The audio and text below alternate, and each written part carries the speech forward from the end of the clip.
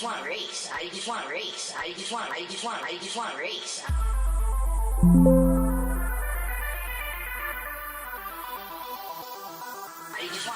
I don't know what you're talking about.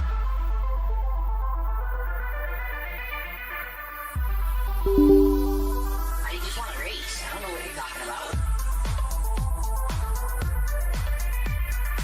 Race. I just want race. Race. Race. I don't know what you're talking about. Here we go. Liftoff.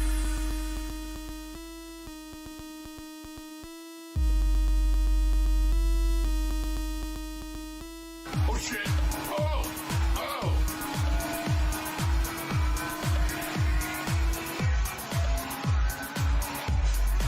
Oh my god, I got destroyed!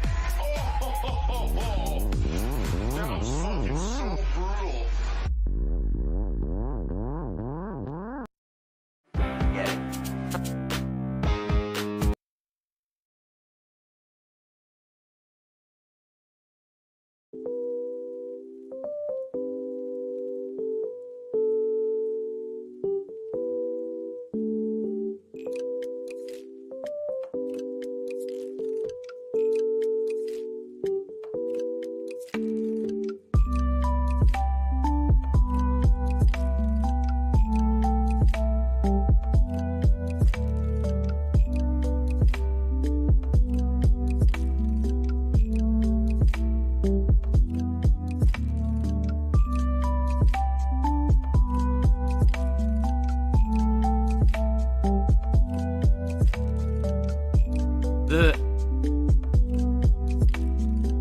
Look out, there's a black woman coming. Ah!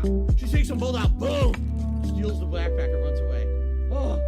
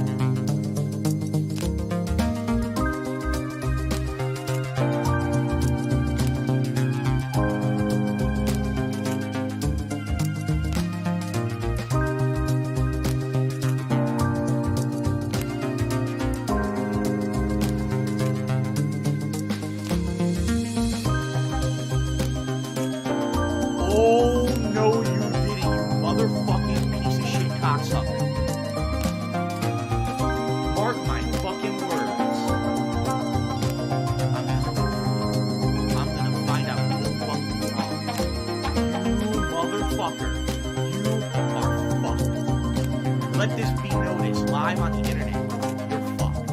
And you are dumb.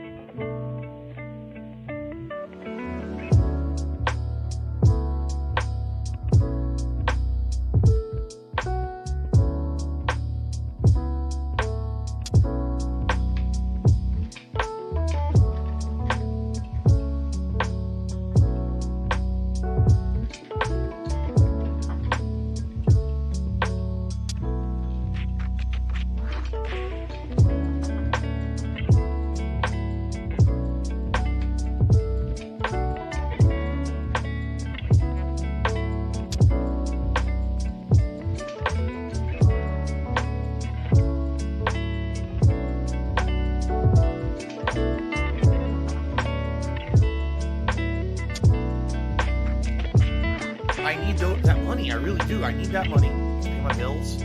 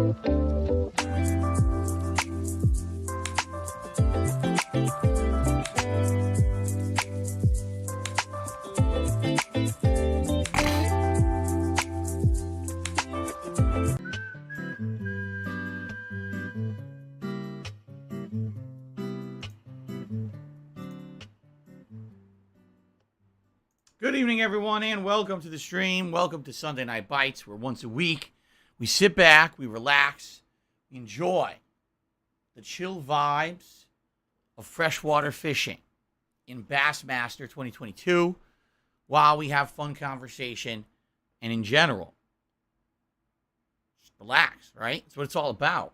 How you guys doing tonight? I hope you're doing well. And I'm excited for this week, number one. You know, I like doing chill stuff after doing more stressful stuff. Earlier today, we played Call of Duty Modern Warfare 2, and still be on and camera, most definitely during that stream, you know, doing all multiplayer like that, it can be quite stressful, right? Tonight, the goal is to unwind from that, right? To unplug and unwind a little bit and just have a good laid-back time. If you're wondering why I am increasing the size of the webcam, it's because tonight we have something new. So as I told you guys, first of all, as you know, every week when we do Sunday Night Bites, we have the fisherman's hat that is in the running to be worn, all right? And 2 weeks out of the 4 that we have been doing this special event this way, we have hit $100 in support for Sunday Night Bites, okay? And thank you to anyone who did contribute during Sunday Night Bites and made that happen. Each time that we've done that, we've added a new fishing lure to the hat for your choice. At first, you picked this green frog, and then you picked this guy over here, which I think was called the Gotcha lure, which is a long white lure with a neon head and 2 hooks. Okay? Now, the reason I'm showing you this is because this week, thanks to a fan, sent me a care package over the course of the last week that had a whole bunch of goodies in it, including the 8 ball. If you tip $8 or more tonight, you can ask the Magic 8 Ball. I need that money. I really do. For example, right now, to pay my bills. Will we actually get a new lure for the hat tonight?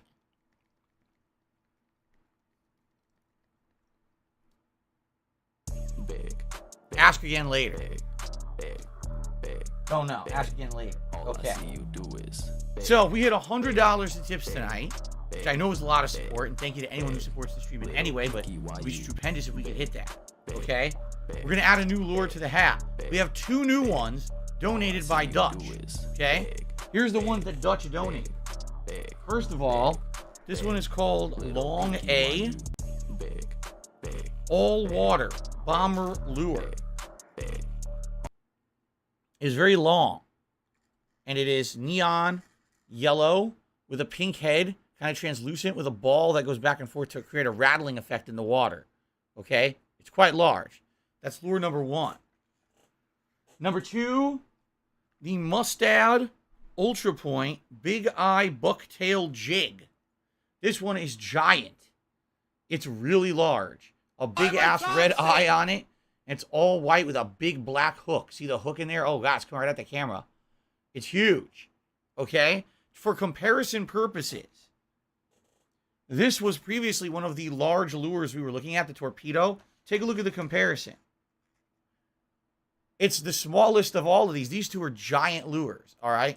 So if we were to get either of these tonight, those would really stand out on the hat. We would obviously have to find a good way to affix them and get them to stay because they're so large, but I think we could pull it off, okay? So, there you have it. 2 new giant lures in the running to be added to our fisherman's hat if we happen to hit $100 tips goal. And I put on the hat, and we'll do a big poll for which lure you guys want to add to it. All right? So, I'm going to put this down here on the floor for now. Let's see how the night goes. Currently, we have 0 tips. So, there's nothing really to count yet. Well, hopefully that will change, and we'll be able to work towards it and see if we can hit it. Because here's the thing. So, 1 month, we've been doing this. 2 weeks, we hit it, and 2 weeks, we didn't. So, it's kind of 50-50 right now. Okay? All right.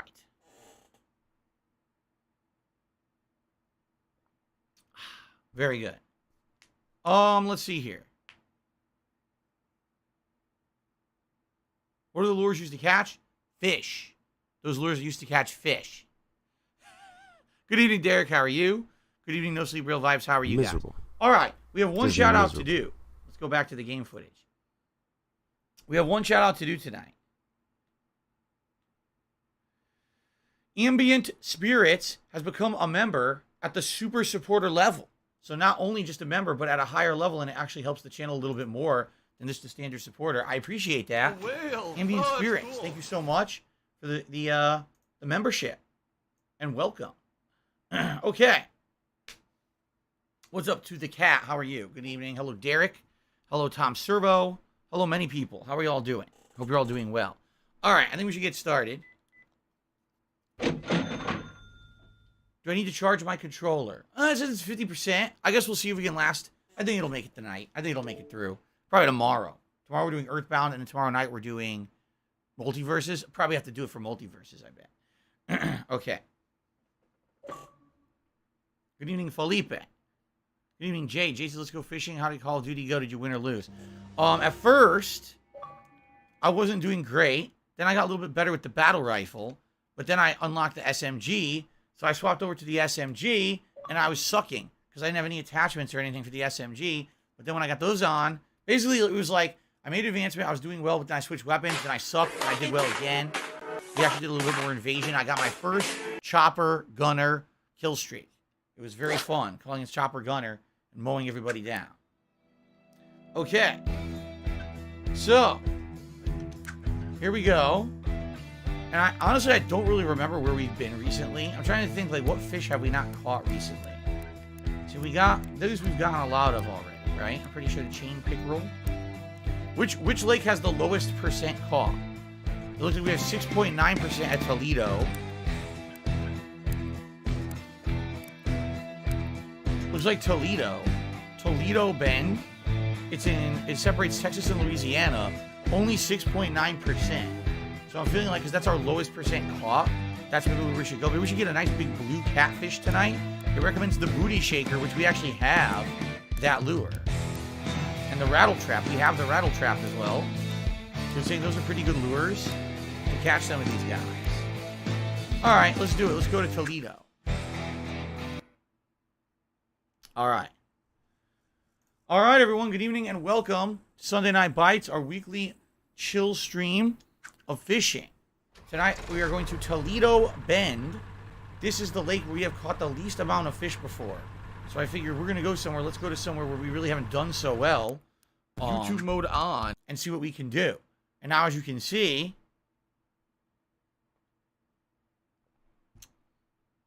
this is a kind of interesting layout. Because it does have some of those big inlet areas, like sticking out. It's kind of nice, Take that as you will. We'll head to the left, or actually it's to the right here, and cut through some of those and see what we can get over there. Wait a minute. Was Toledo Bend, was this the area with the glitches? And we were joking that was like Bloodborne? This might have been it. Guess we'll have to see. Okay. So, Canada number one, just so everyone knows. Canada number one is someone who's been on the streams recently and been supportive, but has basically been pushing the boundaries of what they say on the stream. Half the time when Canada number one says something in the stream, YouTube auto blocks it.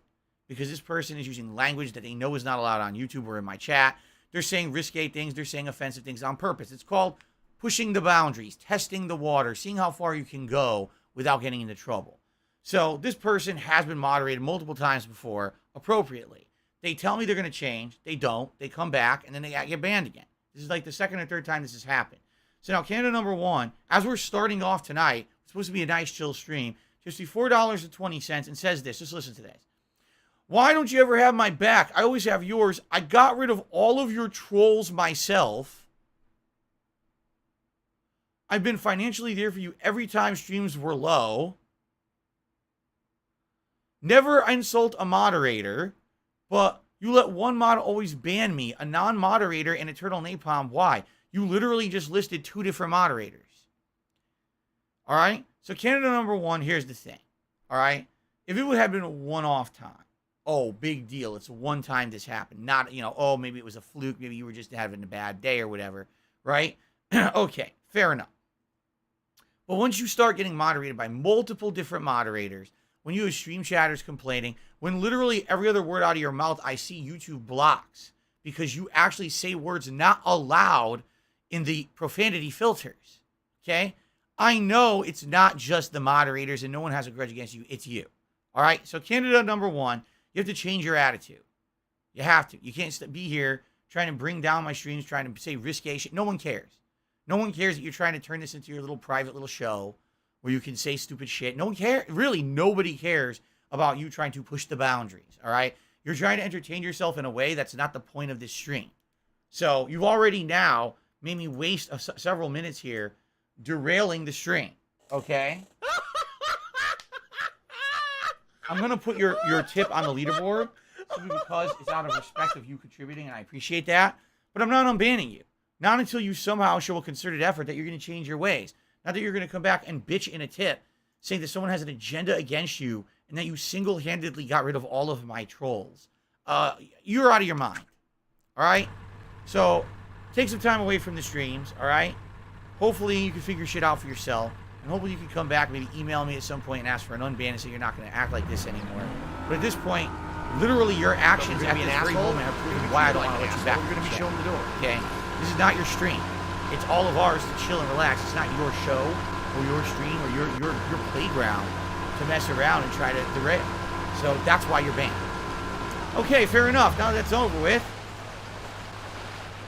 Derek says it was St. John's River that had the plant glitches. That was on August 21st, a month ago. Lovecraftian horror. Jeez. Okay. Oh, by the way, wait a minute. What's going on here? Where's our radar? Where's the radar? There it is. I was like, huh? Thanks, Derek. I appreciate it. I was very confused. I was like, hold on. I'm really screwing this up. Here we go. I want the dual. That's what I want. I want the dual readout, the map as well as the radar. Cool. All right. Excellent. Gamer Guy has given me $5, so let's bring back the positive vibes, everyone, with Sunday Night Chill stream. Thank you, Gamer Guy. Appreciate that. I just screwed up the leaderboard. Hold on.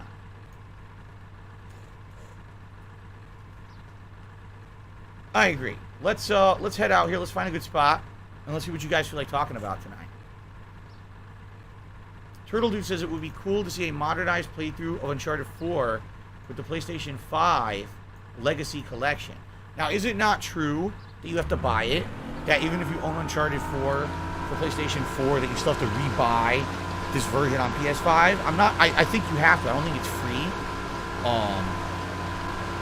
And I'm not sure if it's under the PS Plus Premium plan or not. I don't know. Like, right now, I don't think I feel like playing it, only because I just replayed Uncharted 2, if you remember, a few months ago. That was one of my things that I did for early summer chill, when there was not much going on.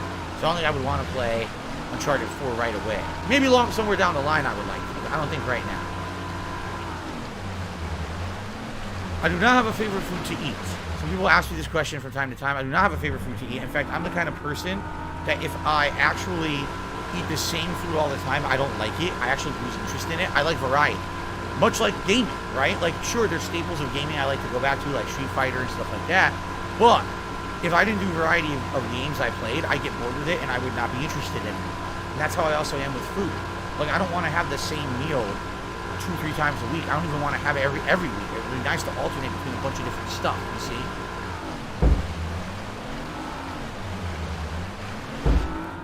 Oh, fuck. Derek says, I was watching an old video where you were talking about possibly being recruited to the military. Was I ever serious about joining or thought about joining? Let me find a fishing spot and I can answer that, but basically when I was graduating high school, I had no idea what I wanted to do. I didn't know what I wanted to do with my life, and everyone else was like, oh, I want to go into this, I want to go into this. I was like, I don't know what I want to go into. Like, I literally have no idea. Okay? So, you know, my dad had been in the Marines and had said to me, you know, maybe you want to consider applying to maybe be, be in the Army or the Marines or whatever. Think about it. And I remember I went to a local recruitment office. I made an appointment, and I went in there, and the guy who was there was a nice guy, okay? And actually, hold on. What lure do I want to use? We'll start with the rattle trap tonight. We'll give this a shot, okay? He was a nice guy. Told me all about it. And basically, based off my qualifications, meaning I was the valedictorian of my high school. I had all these extracurriculars. I had everything under my belt. I was physically fit back then. So, it wasn't like I was chubby like I am now, but I was like, you can see I was athletic. And basically the guy was like, with all of your qualifications, as long as you pass the general basic training and all of that, we would likely try to get you into an officer's program because of, you're top of your class and everything. And that's the kind of thing we look for in that. And I was interested at that time. I didn't know exactly what it was going to entail. Keep in mind, this was around 1999. All right.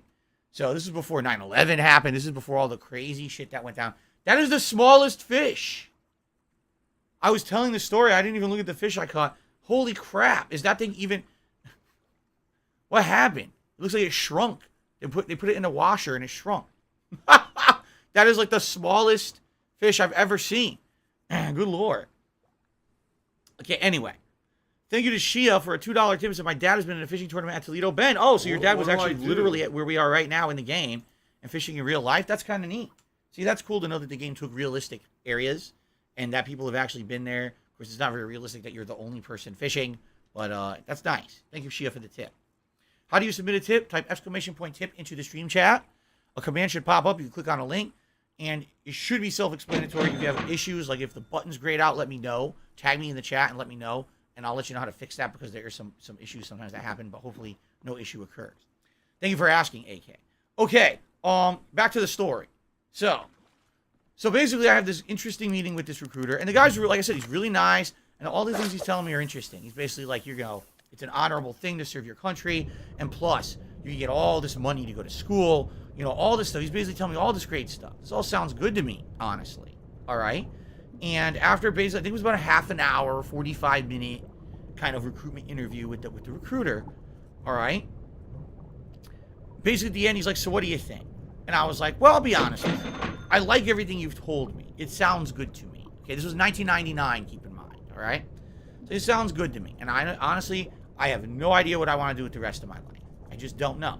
So I want to think, this is not me saying yes or no. I'll tell you, I am interested. What you've told me is interesting to me. And what I'd like to do is think about it for a little while, and I'll get back to you. So can I have information or whatever to follow up if I make a decision that I want to come back, we can further the discussion. Okay? So basically, he says, okay, so you're not sure you want to do it yet. And I was like, no, that's kind of what I just said. So he gave me the information. It was like a packet and like his card. He gave me his card with his number, and he goes, as I was walking out the door, I still will not forget this. It's been over 25 years, well, about 23 years since this happened. But I still remember the guy looked at me with the smirkest, most cocky, egotistical, full of himself kind of look I think I might have ever seen on someone's face. And he looks at me and he goes, just like this. He goes,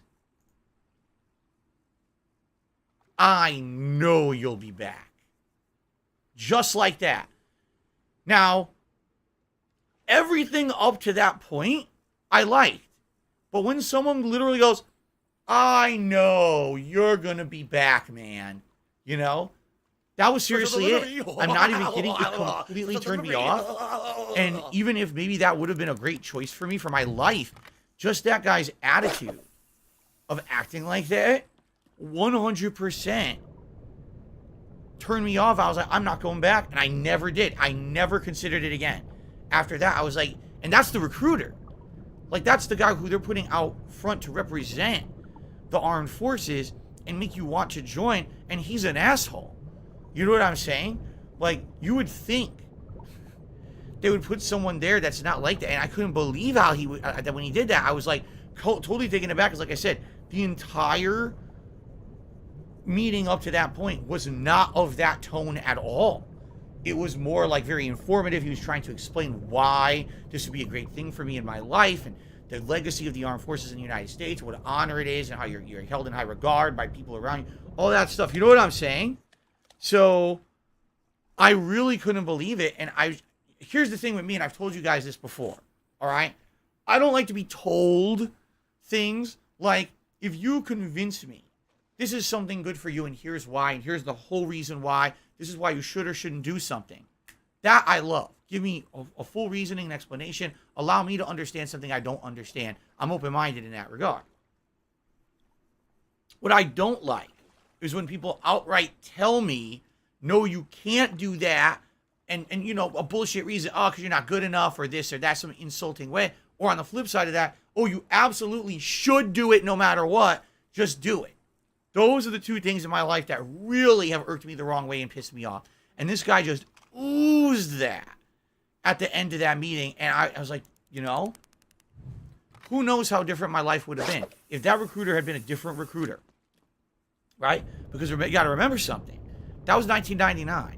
What if when I graduated in the year 2000, I did decide to join the armed forces? And what if within that first year, 9/11 happens, right? And now they got me shipping off to the Middle East, right? Right? And we're over there fighting wars and shit that have nothing whatsoever to do with 9/11. Remember we went to Iraq and shit? For what? It had nothing to do with it. But we were doing it. You know what I'm saying?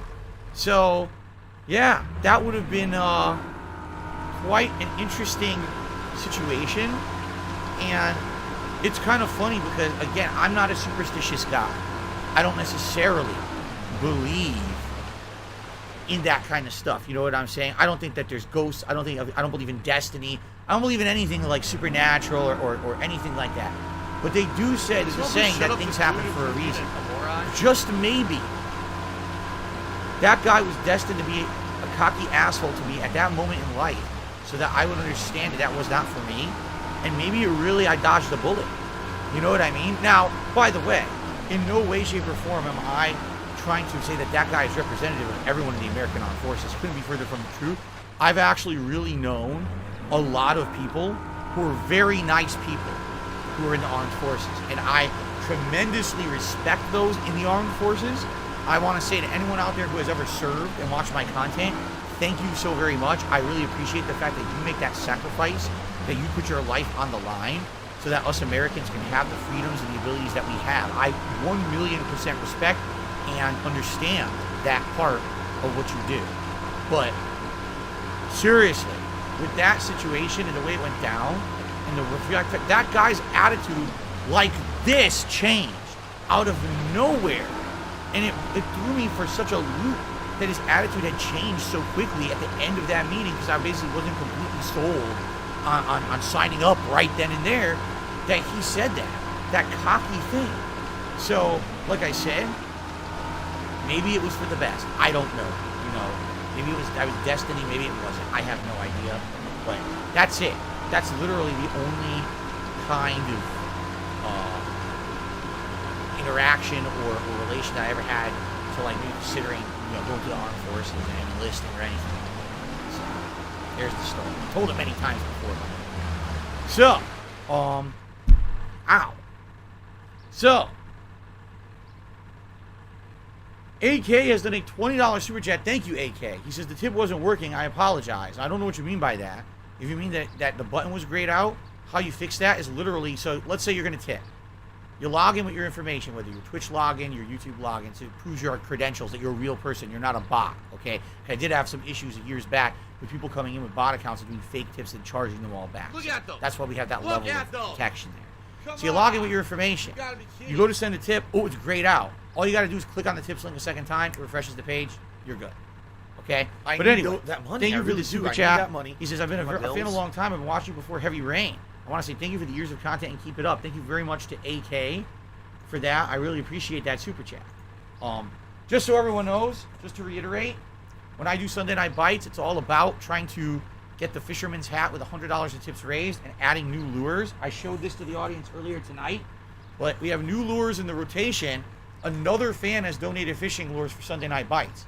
They're huge compared to the other ones that we had in the running. So it'd be nice if we could hit that goal tonight and add a new lure to the hat. We didn't last week. We'll see what happens this week. Okay? Anyway, AK, thank you. I appreciate that. Thank you for the super chat. Oh, let's see here. Trina did a super chat saying I should do charity for this and that. All right. In a nutshell, I believe that charity is something that should be private. When I was growing up, I was raised Roman Catholic.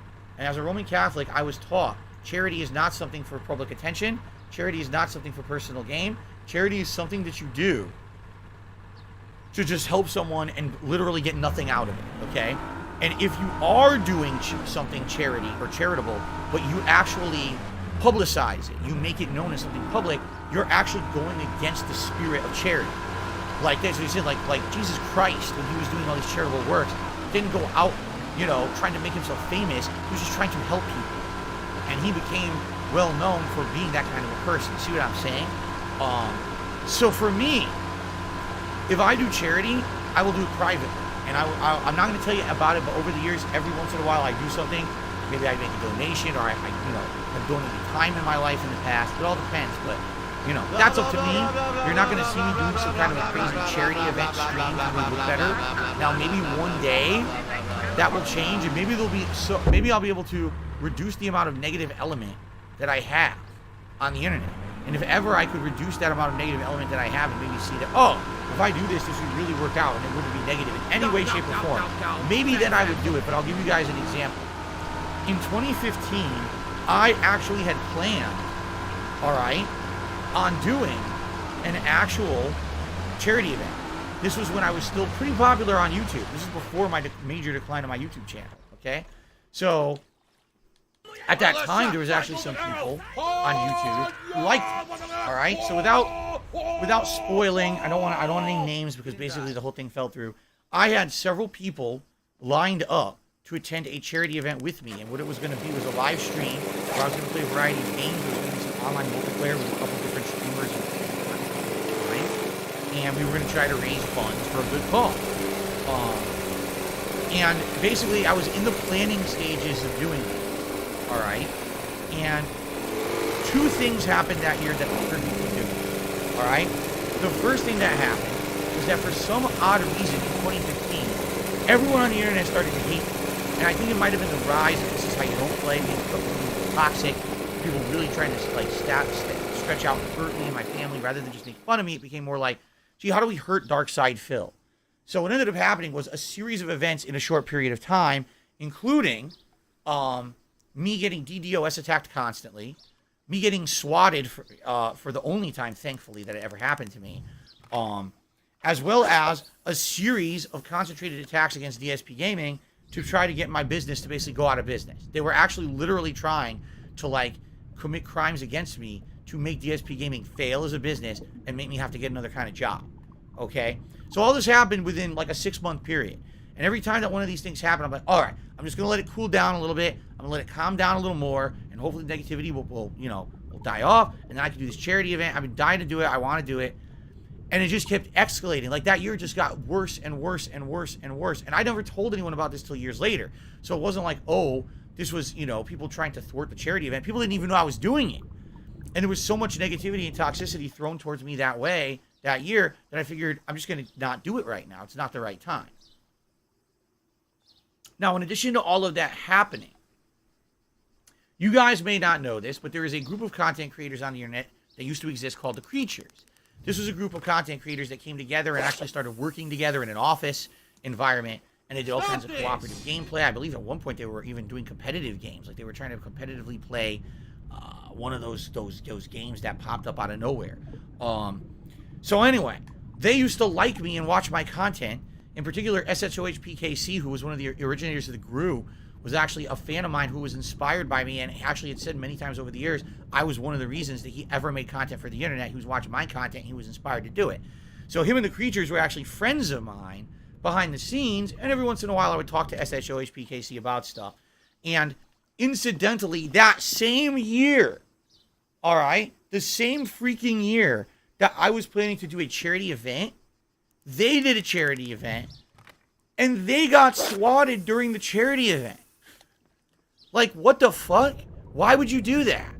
They're literally doing this to help people. The whole point of the event is to raise money for a good cause, and some pieces of shit swatted them during the fucking charity event. Like, why would you do that? It blows my mind. Like, how much of a scumbag can you be? All right? So it was like a combination of factors. It was like everything possible negative is happening to me, and at the same time, some guys that I'm friendly with on the internet also just got swatted during a charity event. Gee, maybe this is a bad idea. All right? So since then, I always said, here's what my philosophy is. I don't care. If I notice a change in attitude towards me on the internet, if I happen to notice that people were nicer. People were stopping the hate. People were not going to be toxic and try to do all kinds of messed up stuff to me and my family as a result of me being an internet content creator, then I would consider doing a charity event. But in the meantime, if anything, if I'm going to do charity, I'm going to keep it to myself. I'm just going to have it be private. Like I was raised as a Catholic. Just keep it to yourself. Don't try to, not something to publicize. And you do it to do the right thing behind the scenes, and that's why you do it. And that's it. Okay? So that's really what's happened. Now, since 2015, how has the attitude of the internet changed towards me? All right? Now, admittedly, I will say this. By the way, I'm stuck on nothing. What am I stuck on?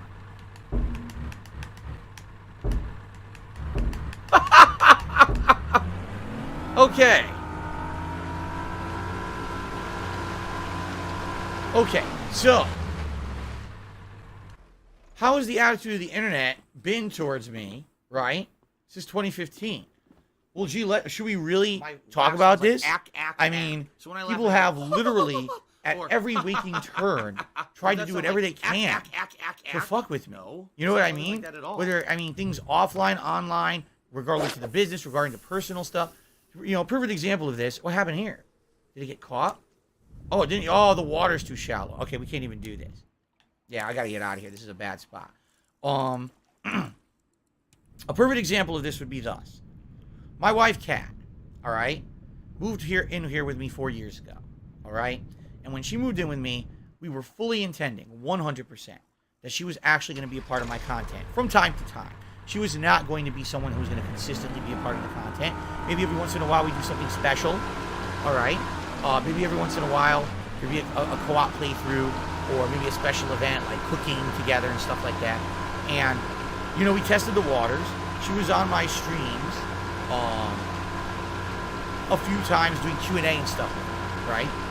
And then the kicker was that she was on the Halloween event with me that year, 2018. And that was actually the last time Kat was ever seen in any of my content. It's been over 4 years now. Well, about 4 years now. And you might say, well, why? Because on that stream, no exaggeration, she shows up. So I want you to think about this. And by the way, a lot of tips have come in. I'm going to shout them out, but I'm telling a story, okay? She spent money. She spent personal time putting effort into a Halloween costume. It was a steampunk Halloween costume, okay? And we even talked together about what games, you know what I'm saying, to play together and all of that. She was a big part of, I really want to do commentary with you on this game and this game. We're playing the first game, which is Silent Hill, the one with the frozen shit. It's on the Wii. It's a terrible game, by the way. We didn't know. We had never played it before. So we're playing the game. It's bad. The controls are absolutely terrible. It's a bad game. What are you going to do, right? So at first she's enjoying herself, and then she starts looking at the chat. And she realizes that trolls are flooding into my Twitch chat. Remember, this was 4 years ago. I was on Twitch. Trolls are flooding in and saying absolutely disgusting, misogynistic, really insulting things about how she looks. And then they start bringing up shit, I kid you not, about her past. They start saying the name of her ex-boyfriend. They start saying the most vile, disgusting, fucked up shit that you would say on someone's stream.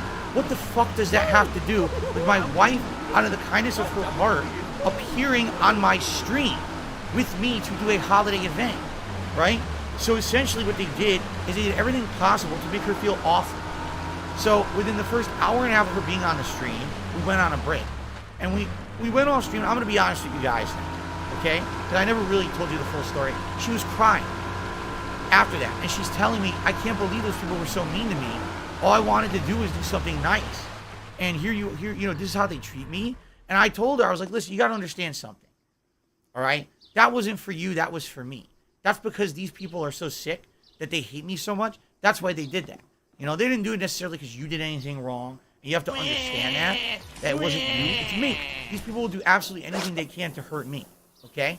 So, she was so hurt and upset, right, that she never came back in my content ever again. Now, the funny part is, how did the trolls spin it? Oh, look at how uncomfortable she looked. Take a look at this screen grab of her and how unhappy she is in the Halloween event. It's almost have forced her to be in it. So, no, that was you. That was you, you piece of shit. You caused her to look and act like that because she was going to have fun, and you ruined it for her to the point where she never wants to come back. She has a negative association with this stream that if she comes out here, all that's going to happen is people are going to insult her and attack her. I don't blame her for feeling that way. It's why Teppy's would fault. I? Right? And this is what we've learned over the years, is that the more that we give the trolls to work with, right, the worse it gets. So the moment she comes on here, even though she hasn't been on this stream in 4 years, the moment she comes on here, all you'll see is the trolls completely being disgusting to her. You know? And we're not dumb. We know that. So why put her in that position? But do you understand what I'm saying? Like, that's my wife. That's someone who has nothing to do with negativity or toxicity with me, and that's how they treat her. Can you fucking imagine if I tried to do a charity event of any kind, how it would go? The moment that I tried to do something good like that, they would probably be trying to swat. They would probably be trying to do every possible fucked up negative thing they could possibly do. You know what I'm saying? Anything. So, there you go. And by the way, I shit you not, in the chat there is a troll, all right, trying to tell me that it's my fault because I played games during Halloween that weren't co-op games. She didn't want to play the game. She wanted to watch and do co-commentary. You guys act like these trolls are so fucking dumb. They literally believe, all right, that like I don't talk to her. I don't talk to my own wife. We totally didn't plan the event and talk about the games that you guys had voted for and were selected, and how we would go about doing the commentary, and how she said, "Oh, it's fine. What I want to do is watch you play, and you can do we can do co-commentary." Like, we didn't discuss this ahead of time, right? You're a fucking degenerate moron. Go do yourself a favor. Commit yourself right now. Drop everything you're doing. Go right to the nut house and commit yourself. Check yourself right in, because you're a fucking loony. You need to be out of freedom, because you are not helping anything on this planet with the shit you say and do. It's seriously out of control how crazy these fucking people are. All right? But as if to not confirm what I just said, they just confirmed it. So that's what I mean. Can you imagine if I tried to do a charity event, how bad it would get? They'd be fucking swatting me. They would be doing every possible thing. They'd probably try to do, you know, false copyright checks. Hit them with everything possible to shut down the charity event. So there's no point. There's absolutely positively no point to it. That's why you don't see my wife in my content. That's why you don't see charity events. It's a waste of everyone's time. It just is. Okay? Thank you for listening to a very, very long-winded explanation. Now, shout-outs for a ton of contributions that just came in. Yoshi to me, $4.21, says, I saw a spider on your wall and it looked pretty big.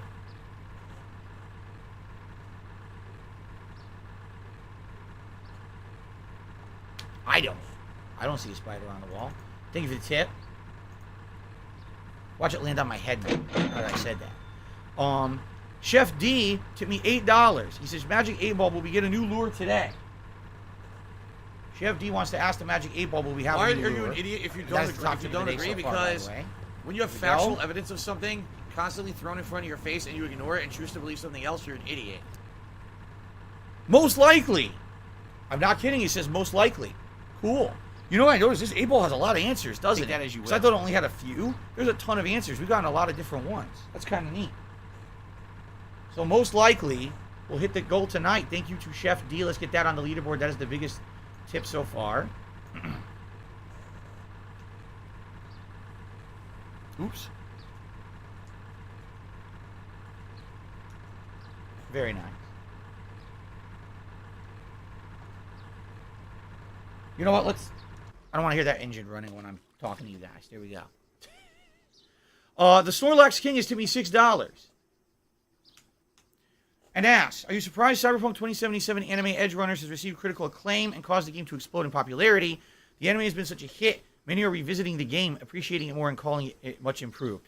I actually wanted to talk about this on today's podcast, and it completely slipped my mind because we got into a big discussion about Modern Warfare 2 beta, and then I forgot all about it, all right? Do you want to talk about this tonight? We can if you want, or we could talk about it on the podcast because I actually have a good amount to say about it. Okay. How about this, Snorlax King? Let's get through all the other shout-outs, and then we'll go back and we'll talk about it, okay?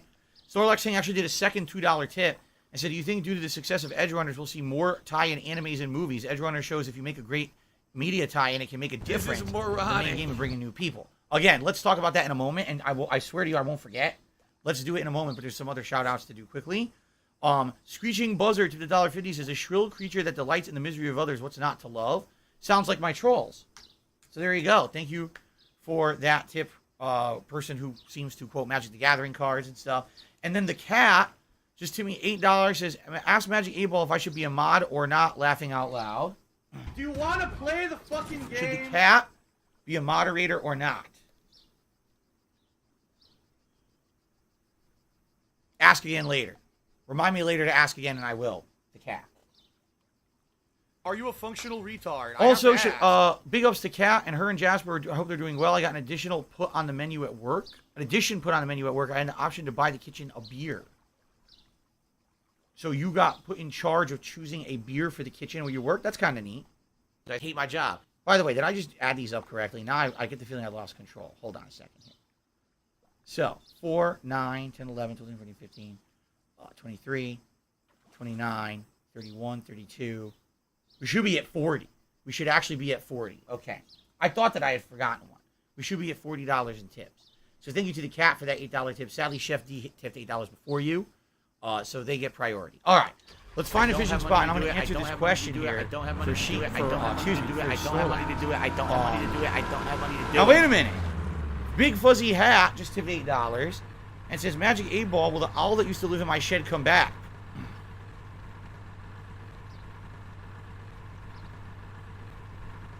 Will the owl come back for Big Fuzzy Hat?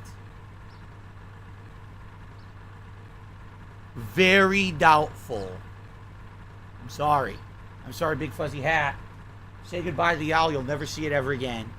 It has moved on, and it's best if you move on as well. Don't dwell on the past. Move forward towards a positive future without that owl. Thank you very much. And actually, Snorlax King just did a super chat and says, this is why I'm glad I stopped watching these people. He's talking about the haters because he used to watch hater content, admittedly, he said. Before he actually became a fan of my stuff. Cat doesn't deserve any of that. The psychopaths need professional help. Real talk. I 1,000,000% agree. Anyone who would harass someone's wife who has nothing to do with the negativity even associated with them. Even if you hate me, why would you do that to my wife? You know what I'm saying? Like, I don't know. But let's not talk about that all right? Let's continue. Now, as we find another fishing spot. In regards to Edge Runners and Cyberpunk, let's talk. If those who don't know, Cyberpunk 2077 flopped huge 2 years ago when it released. It was an unfinished, broken, buggy piece of garbage game. Personally, yes, I criticized it for that in my review, but my review more focused on the fact that I didn't like the universe. I didn't like the plot. There's many things about the game I just didn't enjoy. Shut up this and I dude felt for that being even a if it moron. wasn't buggy, it still would not be a great game. Okay, that was my opinion. And some people agree and some people don't. You don't have to agree. But that was my take on it. Okay? Now, here we are almost 2 years later, right? And 2 years later, this game has gotten tons of patches, supposed improvements from CD Projekt Red. You know, they've really put a lot of time and effort into repairing the mistakes they made. They overpromised, they underdelivered, and even what they delivered was broken and not working in a buggy mess. So, in 2 years, I've heard that they've basically really improved a lot. And that's a good thing. I'm glad that they did. And for anyone who is dying to play Cyberpunk and maybe either held off or maybe played it at first and realized how bad it was, and so then you said, I'll play it later, good for you if you come back to it. But what's happened in the last week and a half is pretty remarkable. It basically, lightning is stricken twice. So if you don't know what I'm talking about, a year or two ago was when the original Witcher television series premiered on Netflix. And when it premiered, it became very popular. It was one of the most watched shows on Netflix at the time. And people were like, oh, well, there's a game? I never even knew that there was a video game. So people went out in droves and bought The Witcher 3. Now, at this point, The Witcher 3 was an old game. And it was sold at a much discounted price. You could probably get Witcher 3 for like $20, if not even cheaper, in most places. So being that, number one, everyone seems to like the show. Number two, the game was already critically acclaimed. And number three, the game was being sold for an incredible discount because it was old already. It sold like crazy. And what ended up happening was The Witcher 3 for a short period of time, I want to say it was like a few weeks to maybe a month, ended up being one of, if not the highest played games on Steam and other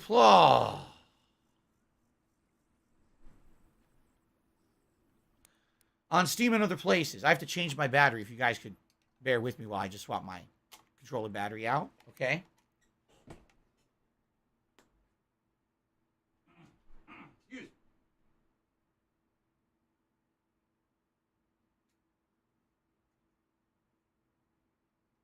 What just happened?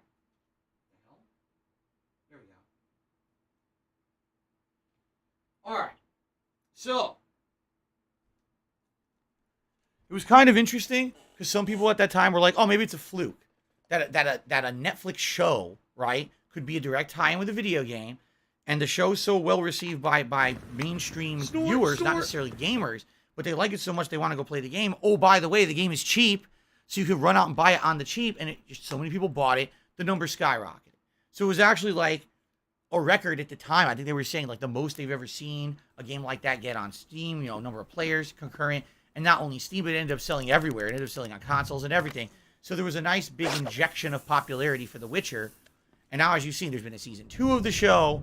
They're actually doing a Witcher spin-off show. So essentially now what's happened So if you're is going to be an asshole, they realized that you're this like an could asshole. You're actually going to be shown the door. reinvigorate a game franchise. Okay?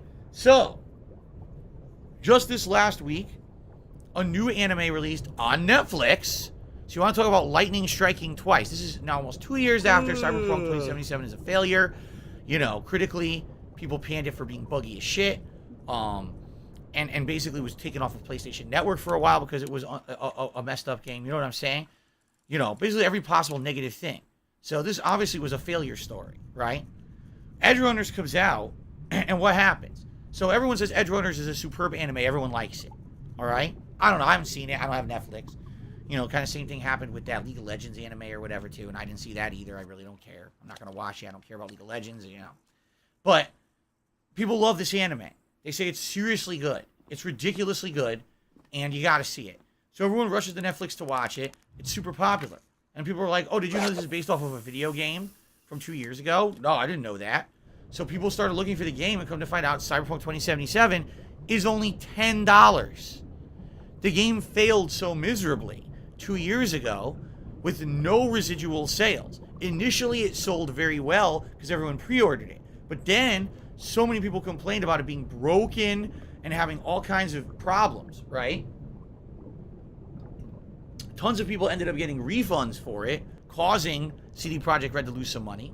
And then on top of that, there was no residual sales. Usually with a giant AAA game like that, you get that initial sales boost, it calms down, but over time, you still get more word-of-mouth sales, and you still get sales and stuff where the game sells. That did not happen with Cyberpunk. It was like initial sales giant and then nothing, okay? So all of a sudden, because this Edgerunner series is out, people are like, oh, this is exactly like The Witcher. Well, we didn't know about the game, but we like the show, so now we want to play the game. So they go out there and they come to find out Cyberpunk, not only has it been patched multiple times over the last 2 years to make it a better game, but also it's $10. So what happened? Sales of Cyberpunk absolutely skyrocketed because it's a $10 game, all right? So again, it's like lightning strikes twice. You know what I'm saying? So that being said, it's now one of the top played games on Steam, just like Witcher was. It's like basically exactly the same situation a second time. All right. So what do I feel about this? All right. First of all, I think it's interesting how this is working because a lot of the times you have these tie-in shows and movies, and they're so far removed from the source material that by the time people watch them, they don't really understand that there's a game behind it. They don't really care, right? Well, I'll give you an example about this. Sonic the Hedgehog had potential to sell ridiculous amounts of video games. I don't think it did because there was no real games out. You know what I'm saying? Like if they had timed the Sonic the Hedgehog movies to come out in conjunction with video games, I think those video games would have been insanely ginormous sellers. I really feel that way. They would have had their best-selling Sonic games of all time. But instead, they didn't do that, and they really missed out on what I feel would have been a giant opportunity to make Sonic the Hedgehog prominent again, and not only prominent, but prominent to a new mainstream audience, right? I mean, sure, guys like me, I'm nostalgic. I played the Sonic games in the 90s. I go back to them from time to time when there's a new one, but that's a little different than, oh, someone who doesn't even know who Sonic is saw the movie, loved it, and now they run out and buy all the Sonic merch and games. They didn't capitalize on that, and that really blows my mind that they didn't. CD Projekt Red basically did it twice in a row. You know what I'm saying? 2 games, one, Witcher 3, widely regarded as one of the best RPGs of all time, but very old, and they ended up selling a ton of copies of it just because people wanted to play the game after watching the show. Cyberpunk, a game that flopped miserably at launch, but then they fixed it over the last 2 years, and now people want more of that universe because they like the anime, and now it's selling in droves. You see?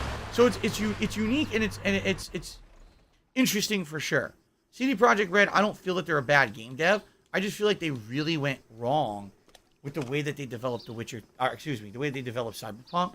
Overpromising, under-delivering, redesigning the game from start to finish a million times. You know what I'm saying? They made a lot of mistakes. And I like the game dev. I hope that, you know, the future games they make, they've learned from their mistakes and it doesn't affect them in the long term. I really hope for the best for them. At the same time, you don't really know what's going to happen. But, Can someone please you shut know, up this dude? this is exciting for them. But I do have something to say. I do have something to say in this that no one has said before. All right? Because here's what I'm seeing on social media about it. I'm seeing literally every game website, every journalistic person who covers video games, covering it as if it's like, oh my God, it's the redemption story. It is absolutely, positively success. And yes, it took 2 years, but finally, Cyberpunk is having success. And you see, we always said it was a good game. You guys just didn't believe, but now here we are 2 years later, and now you're seeing that it's a good game. All right? Bullshit. Okay, I'm sorry, bullshit. This is not what's happening at all. People saw the anime. They're buying the game as a result of the anime, not the game itself. That game might have nothing even tie into the anime, but just because it's set in the same universe, they want to play it, you see? And one thing that none of these journalists are saying, which is ludicrous. Ooh, it's a big fish I finally caught. One thing none of these journalists are saying. I'm not going to set any records with that one, but at least it's a good, solid keeper. It's a solid keeper because the trophy size. So, here's what the journalists are not admitting, okay? The reason why Witcher 3 was such a ginormous hit when the Netflix show came out, and the reason why Cyberpunk 2077 is a ginormous hit today, because it's a discounted game. This is not a full $60 or $70 purchase. It's $10. You could go to Best Buy, Walmart, Amazon, and buy the game for $10. So, of course, if you just watched an anime and you had a ton of fun with it, even if you have no intention of even playing the whole game, I had $10. I'll throw it at the game and give it a shot and see if it's anything like the show I just watched that I like. Of course that's going to happen, right? But no journalists are talking like that. They're acting like the game just came out and it's selling bestseller for full price. No, it's selling because it's cheap. If it was $70, it would not be doing what it's doing right now. You know what I'm saying? But I hate to say it, the fanboyism is showing. A lot of these games journalists were CD Projekt Red fanboys. And they were so flabbergasted when the game came out and flopped. They were so flabbergasted when people critically panned it and said it sucked and this and that. Oh, but it's CD Projekt Red and they're beyond, reproach. You can't criticize them that. You can't, you know what I'm saying? That's how they were. And there were people at launch who said that Cyberpunk was a good game. That is just factually wrong. At launch, Cyberpunk was a piece of shit. Even if you had the better version. I played the better version, and it was still shitty. All right? Now, I've heard that they've dramatically made the game better. I don't know. I'm not playing it again. I'm certainly not buying it again. I got a refund 2 years ago. I'm not replaying the game again. I didn't really like it to begin with. You know what it is for me? I don't like the universe of Cyberpunk. I feel like a universe where everything is over-commercialized, everything is sexualized, everyone's body is a fucking screwdriver that's going to go up your asshole. I think it's stupid. I mean, I'm like, okay, the first 5 minutes of the game, I'm like, okay, wow, this is unique and interesting. Then the next 20, 30 hours of the same shit hammered in. You know, the 400th time you drive by the billboard to the guy with a giant fucking robot dildo, you're like, okay, I've seen enough. I'm tired of this shit. It's not entertaining or fun anymore. It doesn't even make a statement anymore. It's just hype. Right. That's what I felt like. It felt like it was, okay, commercialism is bad, and smashing you on the head with a frying pan. Like, you ever see the movie, the advertisement campaign? But it always seems like it's a black in the hole, 1990s. This is your brain, and this is your brain on drugs. You're always still having. You ever seen the one where they fry the eggs? And your brain on drugs is the fried eggs. I agree with you, right? But then they did a sequel to it. Did you ever see the sequel to that ad?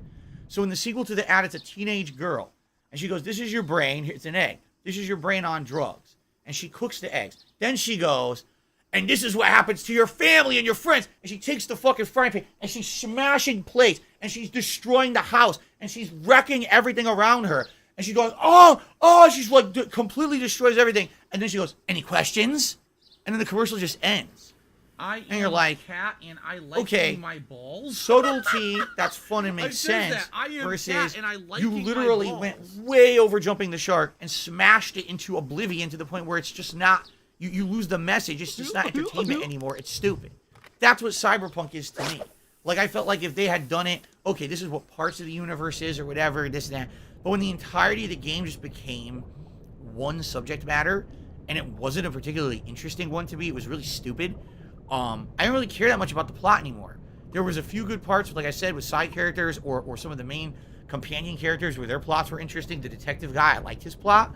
And then there was like the mystery of the mayor who's been brainwashed and is being mind controlled. That stuff was all interesting to me. But most of the game was boredom and just repetition and a bunch of shit.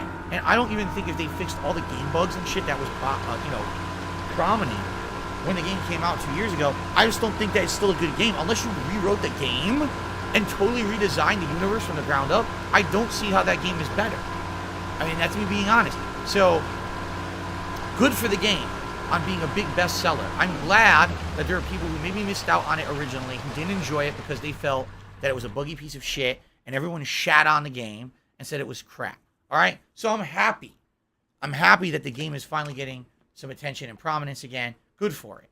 But I really feel like the games media and the journalists out there are completely misrepresenting it for what it is. This is not the redemption story fucking words. of fucking Cyberpunk at all. For you. How could it be a redemption story when you're selling it for $10? They're not making profit on it. Do you think they're making profit on that game? No. Let this be noticed. You know what I'm saying? Like, You're it's fucked. being disingenuous, And you are acting dumb. like this is some kind of a giant success story. The game is selling for 1/6 of what it was intended to be sold at as a new release 2 years ago. And, it's too little too late. Maybe if they make another Cyberpunk game and this one's not fucking buggy as shit and they can sell it for full price, and then that's a success story. Not, I sold my game 2 years later for 1/6 of what I was trying to make profit-wise on it, and now there's a lot of people playing it. Big fucking deal. You didn't make... It's not success. You could argue the anime is successful. All right? I would definitely argue that, but I don't know about the game. And that's me. That's my take. You completely disagree with me. That's okay. But I just hate looking at games journalists always turning shit into something it's not.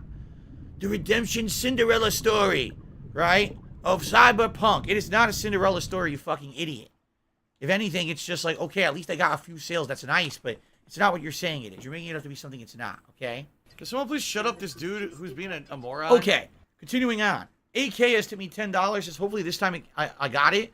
Laughing out loud. I love these chill fishing streams. Thank you to AK for the tip, and that is now our biggest tip of the night. I appreciate that, AK. And incidentally, with that tip, we have actually hit our first goal, which is $50. We're at 58 right now, and that means it is time indeed for the Gunner Glass. So thank you for that, AK. I appreciate that so very much. All right. The Snorlax King just tipped me $2 again. He says the latest update 1.6 was called the Edge Runner update. It added some content based on the anime. You couple this with the fact that there's a major expansion coming soon, I think there's a real possibility there will be full redemption like No Man's Sky. Well, there you have it. And you know what? If they're going to charge for this expansion, which it sounds like I guess they're going to, right? And maybe they'll make some money. All right? And that'll be good then, actually, for them. And then, then maybe I'd be maybe saying, wow, what a comeback. But right now, this is not a comeback. This is selling your game for an extreme discount to tie in with an anime that everyone likes. That's not success at all. It's actually quite the opposite, in my opinion. So there you go. You can just disagree with me if you think. But, and by the way, some people have asked me, Phil, are you going to be buying the game again to play the DLC? That would be the dumbest thing. So you want me to buy Cyberpunk a second time, even though I didn't like it the first time, to play a DLC for a game I know I don't like? Right? That's like saying, oh, well, Phil, you know you really don't like Street Fighter V, but man, you're just going to buy all those expansion characters, right? No, I'm not. I'm actually going to play games I like. I'm not going to be playing Cyberpunk again, and I'm not playing their DLC again. So there you go. Sofa King Hungary, har, did a super chat. Says, Phil, I'm a longtime fan. I've been watching the days of Street Fighter 4. Excuse me. And the vanilla Street Fighter 4 days. Can I get a shout out for my cousin Norwood? Shout out to Norwood. And thank you very much, Sofa King Hungry. I hope that you get some food. We are having no luck tonight, are we? We're really having zero luck tonight with the fishing. It's a good thing this stream is not focused on the fishing. Seriously. Because we are not having a good time finding fish tonight. I mean, we've caught 4, right? Yes, I'm playing Final Fantasy VII Crisis Core in December. How was dinner? It was good. We had, I'm gonna brain fart. What did we eat for dinner? Oh, pasta, rigatoni pasta. It's been pretty with, slow. Not gonna lie. lie. Marinara sauce and some chicken meatballs, and it was good. All right.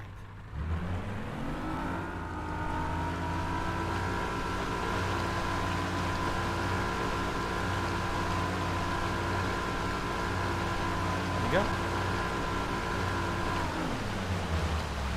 I need to find a good spot, and I still have not found it.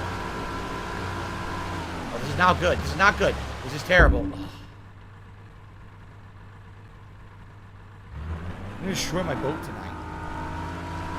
Derek says, time flew by when you were telling your stories. Yeah, I mean, tonight you guys are asking questions that I need to have very long-winded answers for. So, yeah, time flew by. Here we are almost an hour in, and I caught like 4 fish, right? Not doing so good in that regard. Shall we try here? I'm really trying every little alcove and inlet here, and I I'm love just not Hulk having any Hogan's luck. dick. We didn't try the pad crasher. I don't think it's going to work, but I'm going to try it.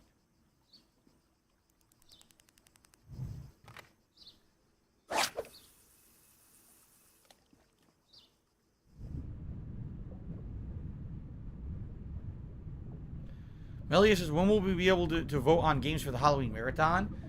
Starting in October. There'll be a thread posted up on the channel page of DSP Gaming. And also there will be a members-only section. So there's going to be one for everyone and one for people who are exclusively members. You guys are going to nominate games for about a week or 2. And then what I'm going to do is take the games that have been most commonly nominated. And I'm then going to do a poll. You guys will vote. That'll determine what games are in the Halloween.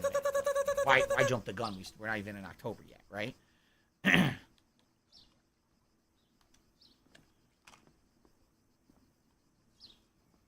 Jade, no problem. You had fun at the casino, right? He says he's sorry that he wasn't here today. He missed Call of Duty and he really likes it.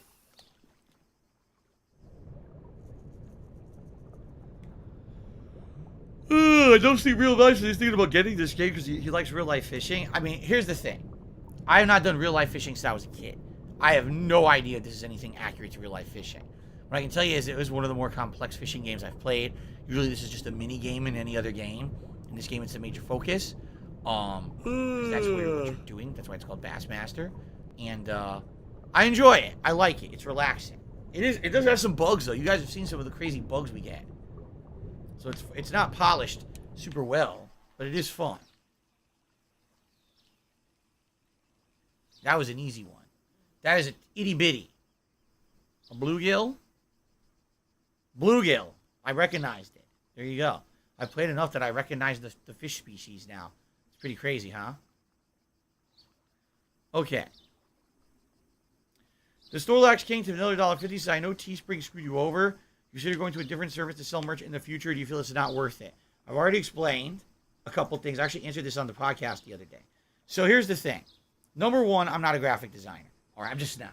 So if I were to sell merch, I would need someone to step up to the plate and say, hey, you know, I like your content. Maybe I'd like to do some quick, you know, basic designs for you that someone might want on a shirt or something. You know, I'd like to look at it and maybe get some feedback into it. That's basically what happened years ago. When I first started as a full-time streamer in 2017, I had a few of my longest-running fans who were actually good at graphic design, and they contacted me, and they were like, hey, I'd like to make some shirts for you. And I had maybe 3 or 4 people who actually designed shirt logos like this. What I'm wearing right now is one of them, actually. Okay? Can you see it? This is one of the original designs that was designed for my Teespring 5 years ago. Okay? And actually was one of the best-selling designs for about a year until it kind of got old and people didn't really care about the same design anymore, all right? It's a pretty nice design. So yeah, so people did that, and that's essentially what I sold on there. And then after that, over the years, some people would say, hey, here's a new update idea I had or this or that, and I would go back and forth to work with them, and then I would add new designs on the fly over the years. But basically what I said was if I was going to do it, I would wait till much later this year until, number one, the holiday season, and number two, if I feel like maybe there's enough demand and enough positivity towards me that people would want it. Because if I had rushed, the moment that I noticed last year, all right, that my Teespring had been deactivated. If I had rushed to get merch at that point, I think it would have been a horrible idea. This year, if you haven't noticed, I really made a concerted effort to rebrand. There's no more King of Hate or any kind of hate moniker anywhere associated with me anymore.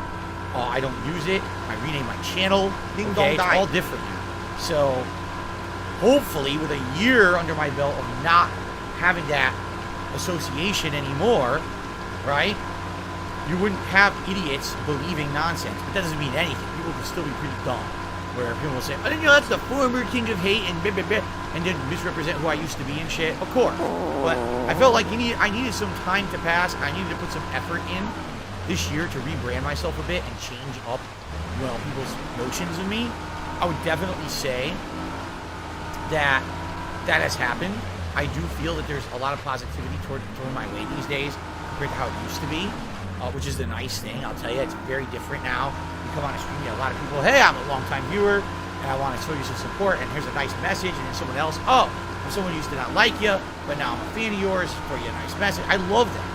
And I've noticed a lot of that this year, like more so than probably in the last 5 years. And that's a very good thing. So I hope, with that positivity being tossed my way, that maybe there'll be some demand for merch or something like that, okay? So there you go. Derek Iverson says, maybe it's because your Teespring merch had some skulls on it. Now, that's ludicrous. No. That's absolutely ludicrous. Anything with skulls, so no one can ever sell Halloween merch. So no one who's into goth stuff, no one who's into anything like that, anyone who's into metal music. Skulls are a huge part of so much culture. There's no way it had anything to do with skulls. That's ridiculous. No way is that what happened. I don't believe that one for a second.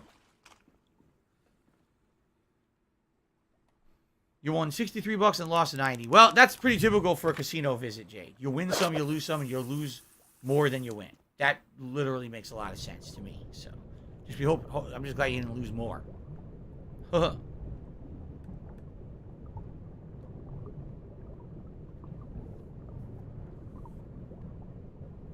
Derek, what do you mean?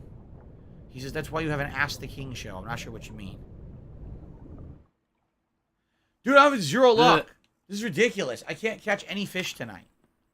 Maybe this is one of those nights you have to go to a different location and say, screw this. Maybe this is also why we only caught 6% of the fish in Toledo, right? Oh, absolutely, Derek. He says, for answering long questions. Long format questions are always better asked on Ask the King. But, you know, a night like tonight's meant to be a chill night. You know, you want to ask a longer question. I'm okay with that tonight. Okay.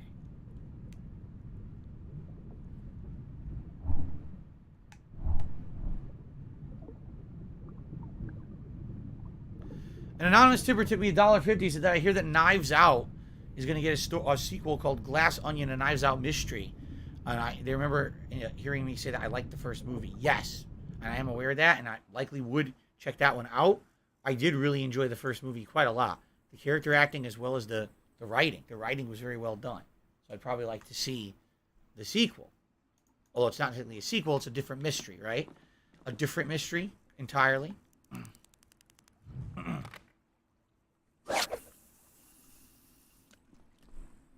Okay.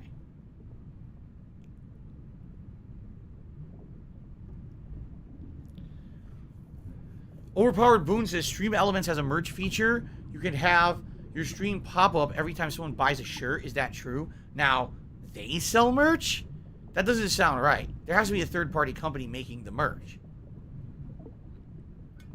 Like, I understand the concept of a Stream Elements tie-in, where maybe, you know, you set up the merch with Stream Elements. Every time someone clicks the link and buys through the link, now a pop-up occurs and says, oh, congratulations, the shirt was purchased, or something like that, right?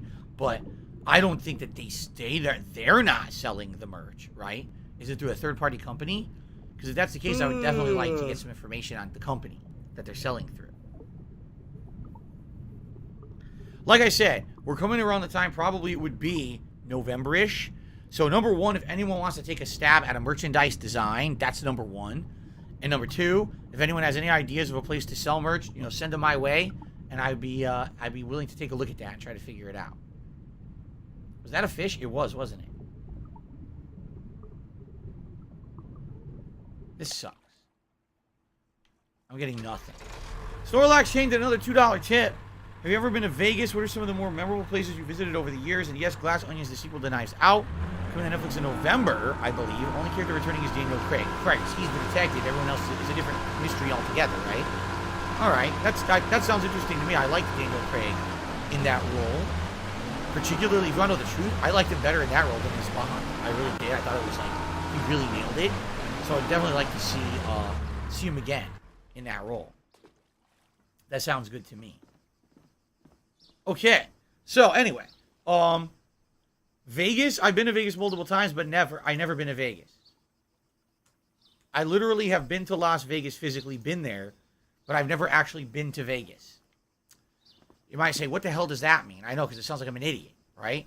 So I went to Las Vegas multiple times, at least 3 times, if not more. I think it was at least 3, because I attended EVO. This is the Evolution Fighting Game Series, the national championships for Street Fighter. I attended it in 2000, the original first EVO, okay? And then I went to EVO 2005, 2006, 2007. So I at least went to Vegas 3 times. I don't think the first EVO was in Vegas. I think it was in California. Oh, good. So I've been to Vegas 3 times, all right? So if I've been in Vegas, how have I not been to Vegas? Because when I went there, I very, very, very, very, very, very, very, very, very, very, very, very stupidly went there just to play Street Fighter. I did not leave the hotel venue that I was at to play Street Fighter. I literally went to Vegas 3 times and never walked on the Las Vegas Strip. And now I know how stupid that is, okay? But back then, I was so tunnel vision into Street Fighter, and this is what I've told you guys. At that time in my life, I didn't care about anything. I didn't care about any other video games, anything pop culture, just Street Fighter. That was my thing. My life was like competitive Street Fighter. That's how it was in my head. So it's like, oh, I'm in Vegas. I don't care. I'm not going to go down the strip. I'm not going to enjoy one of the gourmet restaurants or see a show. I'm not going to see the lights. I'm not going to take any pictures. I'm not going to look at any landmarks. I'm not going to do any tourism whatsoever. I'm going to fly to Las Vegas and sit in a hotel ballroom, waiting to get my name to be called to play a few times in a tournament. And then I'm going to sit in a hotel room and play Street Fighter against people. And then I'm going to sit there and play on a cabinet. And then I'm going to waste my fucking life. I'm an idiot. Now I know that. But now, you know, I'm older and I'm wiser, and now I get that. Because now I kick myself in the ass. I'm like, dude, I absolutely positively would have loved to go to Las Vegas now and had a nice vacation with my wife and enjoyed it and saw the sights and do that. And now I can't. Now I don't have the flexibility. I don't have the finances. I can't do that. So now I hate on myself because I'm an idiot, right? Who did that. And essentially, I really feel like shit. I do. I feel like shit because there was a time in my life when I could have had that life experience of doing something unique that people don't have money to do it. I don't have and I was there money to do 3 it. I don't have fucking money to times do it. I didn't do it because I'm an idiot. I don't have money to That's do it. pretty I don't have bad. money to You do know it. what I I mean? don't Like, have that's money to pretty do it. embarrassing to today admit how dumb I was when I was younger in my 20s. All right? No, I don't feel like shit because I didn't gamble. I feel like shit because I didn't take in the sights. I was in one of the major touristy areas of the entire year, or entire world, I mean. One of the places that everyone wants to go. One of the places that you see in movies all the fucking time. How many movies are made in Las Vegas or about Las Vegas or have a Vegas segment? And I didn't even bother to see it for myself because I'm a fucking idiot. I remember one year I was there with John Rambo. It was 2007. And it was very hot because, you know, he was in the middle of the summer. I said to Rambo, let's go outside. We took one step outside. It was hot. And we both said, it's too hot. Let's go back in. I'm serious. We went to Las Vegas expecting it not to be hot in the summer. And then we refused to actually go and do anything on the strip because it was too fucking hot. Just dumb. Dumb. I would do anything. I would give Couldn't set anything. any records with that one, but it's a solid keeper. Cha-chunk, cha-ching. Cha-chunk, cha-ching. I keep forgetting that's my new catchphrase. Cha-chunk, cha-ching. But anyway, if I could go back in time to that time and walk out of a time portal in front of myself in Vegas in the 2000s, I would grab myself by the neck and wring my own young neck and say, you fucking idiot, leave this hotel, stop caring about this dumb game that's not going to get you anywhere in life, Go out there and enjoy fucking life. Go see the sights. Do the fun stuff that people want to do. And you had the chance to be here 3 times and you didn't do it. Then I would take my hand and I would slap my rotund, fat 20s face just like this. And I would be so flabbergasted in my 20s. I would look at my oldest like, what the fuck?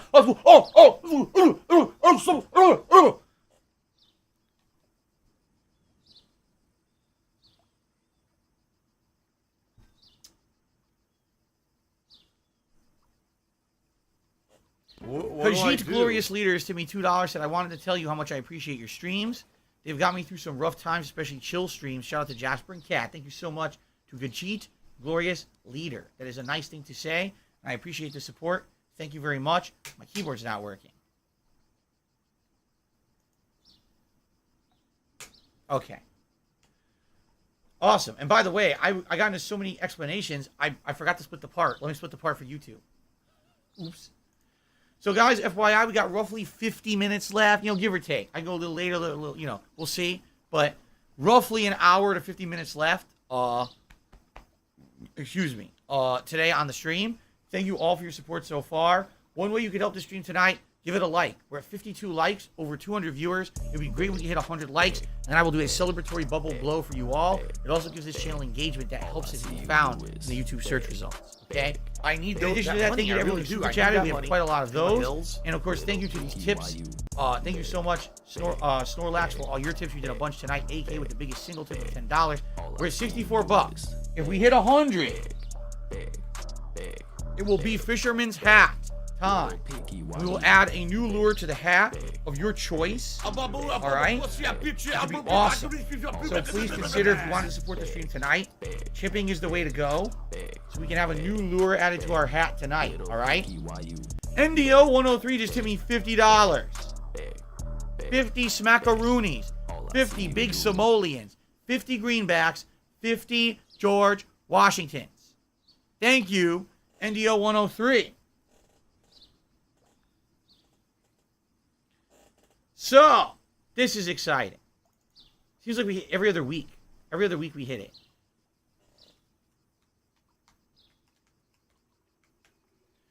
With that, we have hit $114 in tips, which means indeed we will have a new lure added to the hat tonight.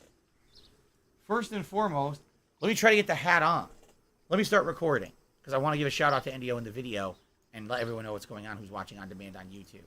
Guys, we just hit the goal for the hat. I was splitting the part for you YouTube on demand viewers, and as I was doing that, NDO 103 just tipped $50.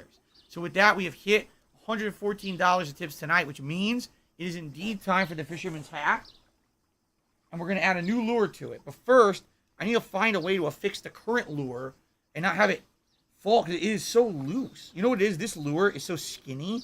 You guys really picked the skinniest lure of all of them last time that we did this a few weeks ago. And this lure will not stay put. It just moves constantly. I'm hoping we can get it to stick here and stay put. But it's not looking good. Like, really, I just want it to stay, and it will not stay. Maybe if I, hook it like this. God. I can't get it to stick. Because I'm afraid I'm going to put the hat on and the lure's going to fall off and hit me in the face. Let's see what happens. Let's put the hat on, okay? I just got to be careful. Maybe if I'm just careful for the next hour, the lure won't hit me in the face, okay? So, Fisherman's Hat is on. Now, you guys have to vote for a new lure. And we have 3 candidates tonight, all right? Allow me to show you 3 lures, all of which were donated by viewers who like Sunday Night Bites and wanted to see some fancy, fun lures be added to our hat. Lure number 1, the Torpedo. It's a little chubby guy with almost like a tiger stripe design on his body. It's kind of neat. I like the colors on that one as well. Okay, Torpedo. Number 2, the Long A, which is a long fish that is both neon yellow and pink. Okay? And has a ball inside that rattles. Hear that? So Torpedo, Long A, And then we've got You want to play the the fucking Big game? Eye Bucktail Jig. It's the biggest of all the lures. It's a huge white lure with a big red eye and a giant hook. See that? So these are going to be the 3 that you guys will vote for. All right? So let's do a poll. So, which lure should be added tonight? Should it be the torpedo?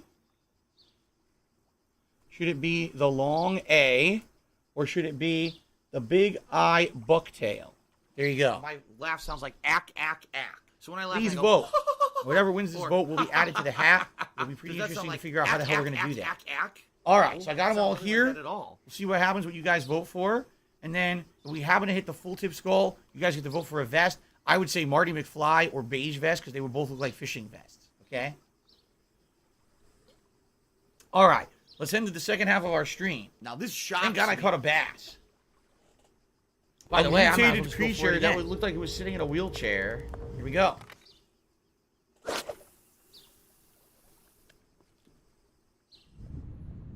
YouTube Everest says mode it's on. big eye or nothing. The Big Eye Bucktail. Jade says no run today and Tekken on Netflix now. I love it. No, today was not my run day. And Tekken's on Netflix is another anime. Boy, they're putting a lot of gaming animes on Netflix today, aren't they? Like that's a pretty popular thing now. Overpowered Boone says maybe you should contact Stream Elements and ask for a free sample of their merch to see if they're quality before opening a store. Oh, I mean, I guess I could try to reach out to them. I don't know how that would work. I guess I could ask. Thank you, Derek. He says, congrats on hitting the members goal for September. Yeah, I'm really excited. We're doing 4 freaking things as a result of hitting all the members goals for September. So thank you all. Anyone who became a member or gifted memberships this month, thank you so very much for the support of the channel. I really appreciate that. Would I went gambling in Vegas? Basically, if I had gone to the strip, instead of just sitting there playing Street Fighter, all I probably would have done, I would have done a few slots, and not a lot, and maybe a little bit of blackjack. You know, just to get a taste of what it's like to actually gamble in Vegas. I'm sure it's probably nice, and you probably get free drinks when you're doing it and stuff, you know? But I wouldn't have spent a lot of money. I mean, already going to those events is very pricey, and this is kind of funny. Back then, there was no big prizes at events at all. I mean, even if you won EVO, the prize pools were small. So imagine going to Las Vegas, entering EVO, winning a tournament of like, you know, anywhere 500 to 700 people. You win EVO, and the money you win, first place, wasn't enough for your plane tickets and your hotel and your food while you were there. That was pretty much reality for the fighting game community when I was a part of it competitively. It was grassroots, it was for the love of the game, and it certainly was not anything that was making you money. There was no one out there who was making a living playing Street Fighter. It just didn't happen. That wasn't until the era of Street Fighter 4 that became prominent with gaming teams and sponsorships and people who were able to make videos and stream at the same time. Then it became possible. Okay? So yeah. So imagine you're already spent thousands of bucks on the plane tickets. By the way, hotel rooms in Vegas are not cheap. Even with the discount, the EVO discount was not amazing. Instead of it being a $400 a night hotel room, it would be like a $175, $200 a night hotel room. Wow, what a discount, right? Like you're still spending insane amounts of money to be out there. So, yeah, it was a pretty crazy thing. It's not like I would have had money to gamble. Jen says, if Kat and I went to Vegas, what would be the first thing we do? Likely get a nice relaxing hotel room where we can actually spend time together away from the stresses of our normal lives. You know what I'm saying? Get some good food and probably see some of the sightseeing stuff. Gambling would be like, yeah, we'd probably want to do a little bit of it, but it wouldn't be a ton. And whatever it would be like, has to be a set amount, a small amount of money set just for that. And you absolutely commit. You are not spending another dollar over that. That's your gambling budget. And once it's gone, and you move on. It's not one of these crazy people who fucking, I'm going to win. I swear I'm going to win it back. Let me just max out every credit card I own. Let me empty out my bank account. Let me empty out my PayPal account. Let me do this. Let me do that. You know what I'm saying?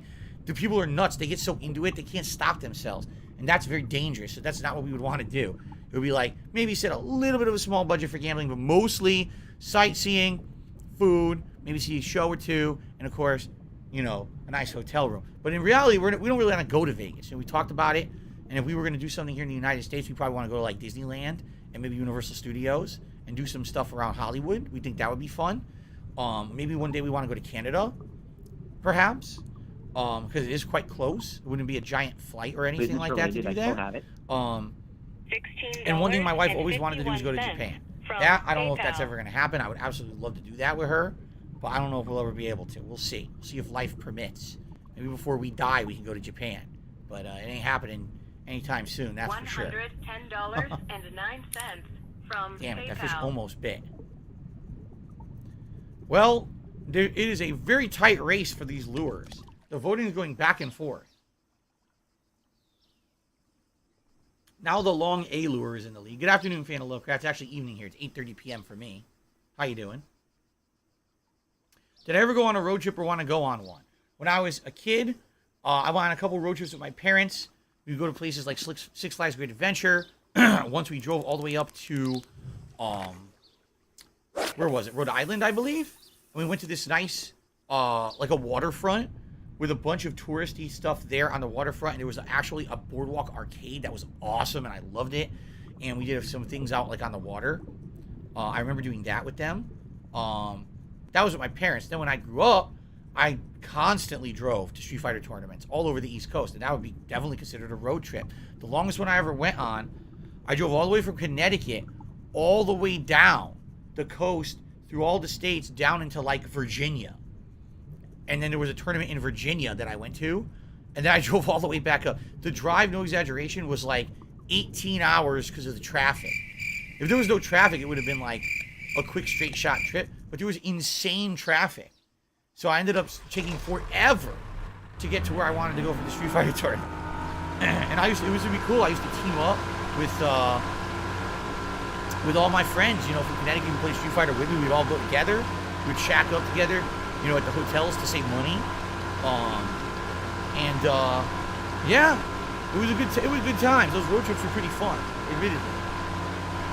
By the way, that was before the days where there was internet, like wireless internet. So you didn't have internet on the road. You were just had to do whatever, play games, you know, just shoot the shit, talk, you know.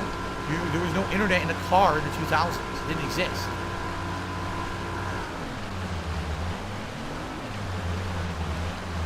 Would I ever do a fan meetup at a local arcade or mall? I have no idea.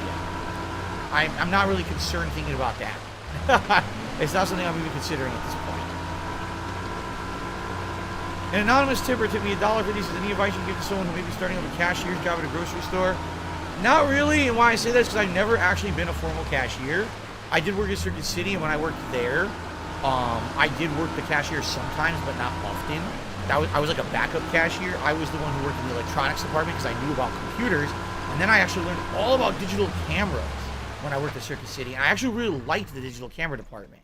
So that was where my forte was, cameras and computers. So I didn't really do much at the cashier job. I never had like a job at a grocery store or a normal store where you just can't check people out. I never did that. That was the worst cast I've ever done.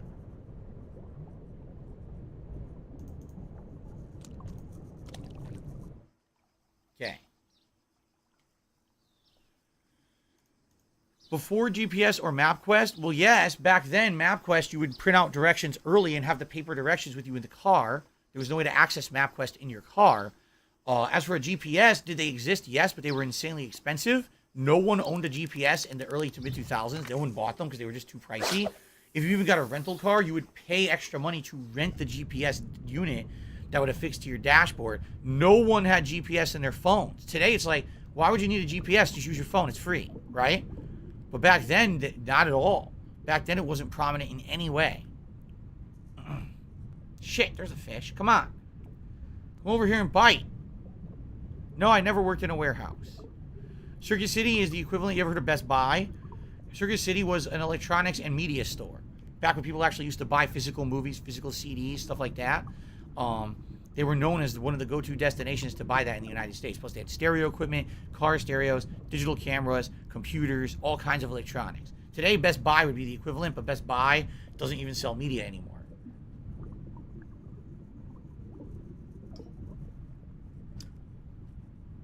It looks like Long A is going to win. The Long A lure, which is a nice one, by the way. Shall we call it?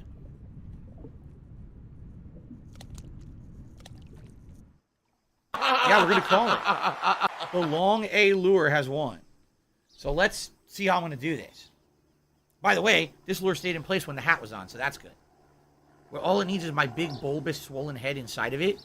And then once the hat's inflated, then the lure stays on it. So there you go. Okay, now, how will we affix the long A lure to the hat? We're about to find out. Long A is the winner. By a long shot, too. Like, by a mile is what I meant to say. Not a long shot. By a mile. By a big amount. So here's the long A lure. Want to give it a closer look? Shout out to Dutch. Dutch is the person who recently sent me a care package of a bunch of stuff, and this was one of the things in it. I got to be careful. It has 3 hooks on it. So long A. Let's open it. Do you want to play the fucking game? Come on. I got to open this and not poke myself. This might be a problem. There's no hook at the front. That's probably the best way to try to get it out. Come on. I'm going to have to get my knife. Same shit that I used to go through trying to open action figures back in the day when I was a collector. Here we go. Trying to get the paper cardboard backing off of the plastic top, and it's a pain in the ass. This one won't even open. Okay. This is a nice fishing lure. Look at that. And it has that rattle sound. It's got that ball inside that rattles around. So I think what it does in the water as it moves, it vibrates the water around it, attracting fish to it. I think that's how the lure works. Pretty nice, huh? Okay. So let's get it on the hat. And then if we hit $150 tonight, you pick a vest for me to wear. If we hit $200, we get a second lure. That's how it works. Okay? I'm not saying anyone else is going to tip. I'm just saying. By the way, 2 people did tip. I'll shout that out in a moment. Okay. Derek says the 8 ball was right tonight. Indeed, the 8 ball was correct. All right. Now, let's see. I think we're going to move the frog. I think I'm going to move the frog over one and put the frog in the center between the 2 lures.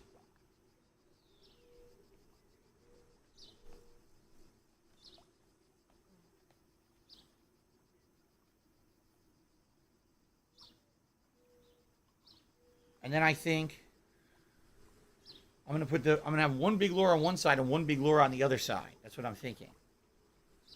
Okay. That's right, the cat. We have to ask again about your mod ship, don't we? We have to do a second 8-ball shake about his mod ship because we didn't get an answer. It said ask again later. Okay.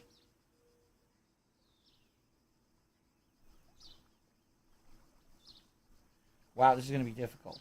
It's really big. Shit. Thing is, I don't want to poke myself with this hook. If I do, it's going to hurt because this is a big one. It's a big fucking hook. Come on. Okay, got the first hook through. That's a start. So I'm trying to figure out how can I affix it and get it to stay in place because it's so big. Maybe an angle. Probably an angle. Okay, I think I know how to do it.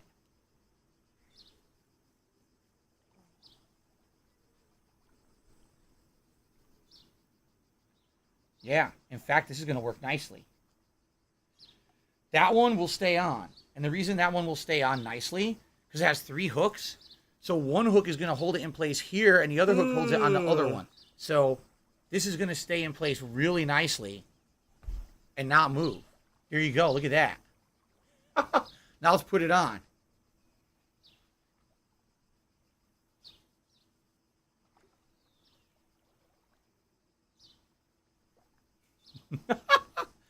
All right. Styling and profiling here for Bassmaster. Very nice. Very nice. Finally, we got a new lure for the hat. I'm stoked. It took a while. Okay. So, excuse me. With that being said, thank you all for your support. Like I said, I'm not expecting us to hit any more tips goals tonight. If we hit 150, great. You'll vote for a vest. Like I said, probably the Martin McFly vest or the beige vest would be the best. If we haven't hit 200, we'll do another poll for the other two. I really don't foresee that happening tonight. Okay, so I'm not asking for anything. A couple shout outs. Anonymous tipper tipped me $1.50 said, do you think teachers in the United States deserve to be paid more? And do you think that the education system in the country is better or worse than when you were in school? Just curious. Yes, and it's worse. The cat tipped $1.50 says, what kind of couch does a fisherman porn star have? A casting couch. Wow, what a cheesy pun. And the Snorlax King tipped $2. I'm pretty sure you've done something like this before. Would you consider in the near future doing a special event where you revisit some of the worst games that you ever played? Not Scarface, obviously, but stuff like Donkey Kong 64 and Need for Speed. We've done that before. You could do that in the Rageathon. We also did a worst games event marathon where I ended up playing Ride to Hell Retribution. Remember that one? Yeah, I remember that one. So maybe someday, but that would have to be like a marathon event or a special. But thanks for the suggestion. Maybe we'll bring that back someday. Right now, I actually already know exactly what my next event idea will be for the members goal for October. I think you guys are really going to like it. It's something I've never done before. It's something I'm really stoked to do if we do it. I think it would be ridiculously fun. Well, I'll let you know about it in October. So you just got to wait another week. Okay, let's get rid of this shit. Get these back in the closet because I don't think we're going to be adding another lure tonight. And then we're going to get back to fishing.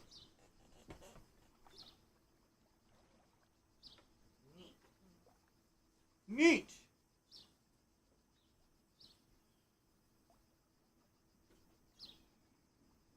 All right.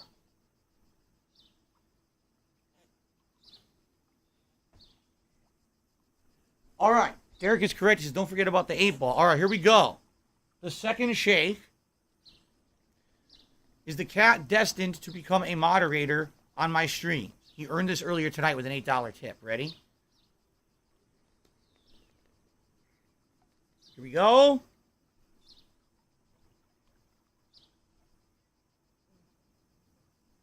Ask again later. Are you fucking serious? Twice.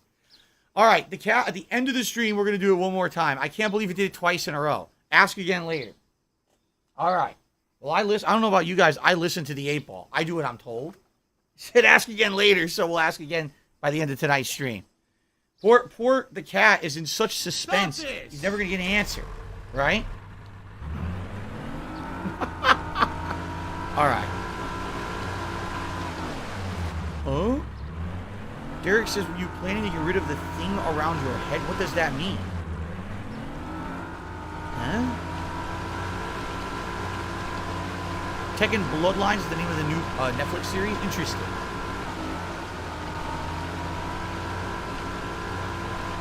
The hat thing. Derek, I still have no idea what you're talking about. You've lost me completely. What do I do?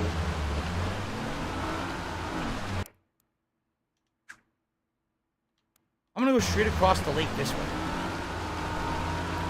I don't think you can. I think they blocked it, didn't they? I think so.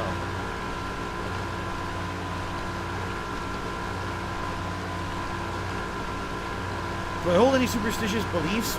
Not really. Like I said, for me, I see seeing is believing. You know what I'm saying? And in my lifetime, I've never seen anything supernatural. I've never seen anything superstitious. So for me, you know, I've never seen it. Now, by the way, I'm open-minded. I'm not saying I don't believe that anything, you know, outside of the realm of our understanding exists. That would be very ignorant.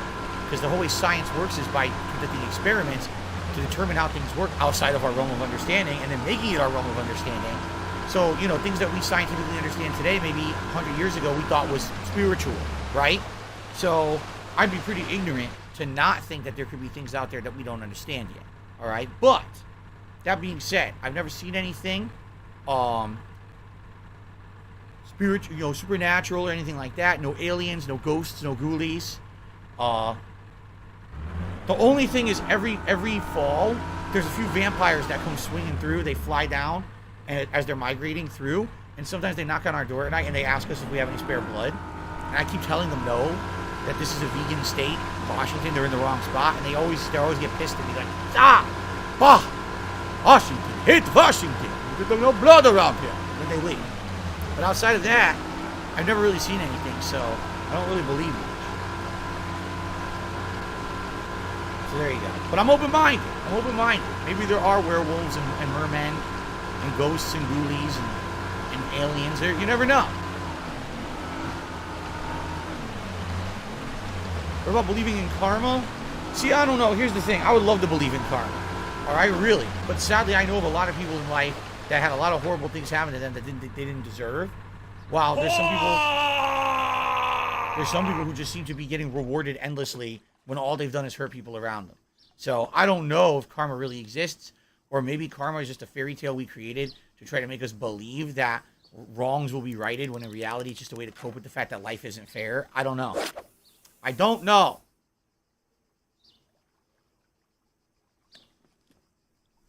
Thanks, Derek. I appreciate that. Immediate bite for a terrible cast. Very nice. No Sleep Real Vibe says his uncle grew up in the 70s and thought that like pagers and walkie-talkies were the wave of the future. There you go. Back then they were. Maybe you thought they were supernatural. Maybe you thought there was a ghost talking through that walkie-talkie to you. Like, what the fuck? Casper, the friendly ghost, wants to talk. Okay. Has Bassmaster rejuvenated? Oh, okay, hold on a second. Derek is asking about this chin strap. He's saying, am I thinking of getting rid of it? I'll be honest, it's annoying. It is kind of annoying. I think what it is when you're fishing and driving your boat, you want to zip it up like this so your hat doesn't fall off when you're moving in your boat. And then, of course, when you're not moving the boat, then you would loosen it like this. So now, you know what I'm saying? So there's no risk of losing your hat. Because especially if you have all your lures on it, like I'm starting to build here, the last thing you want to happen is to lose all your lures on your fishing trip, right? So that's what it's for. But it is kind of annoying. I agree. It is kind of bothering me on my net. So I don't know if I'll leave it on there forever or not. I guess we'll see. Okay. What lure won the stream poll? Can you see it? It's probably too small. Hold on. There it is. The Long A lure. It is yellow and pink. You know what I just realized? Hold on a second here.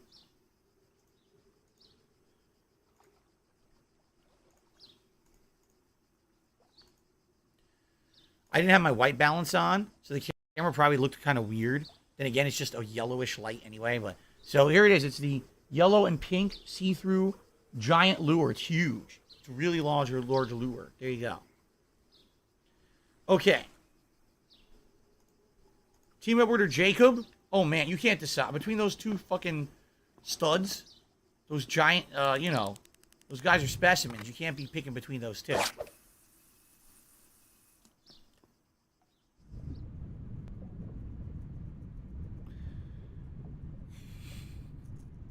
right. The reason God gave us two testicles, so you can give one to each of them. That's right. That's why things come in twos, so you can split your attention between two stud muffins. That's absolutely correct. There you go.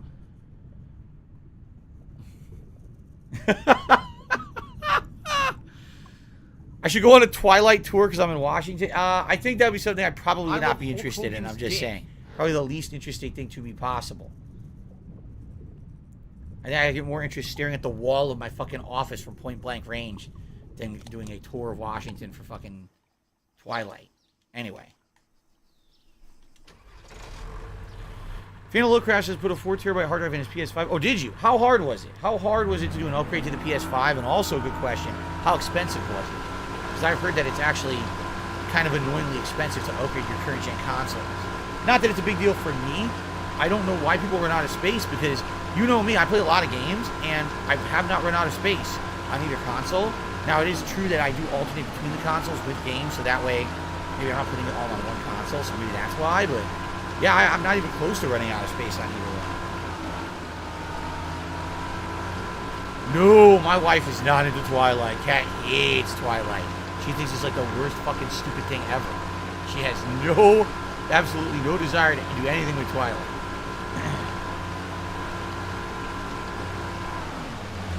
Oh, Derek, I don't necessarily feel like singing. Usually when I sing on streams, it's impromptu. It has something to do with what we're doing or something that pops into my head.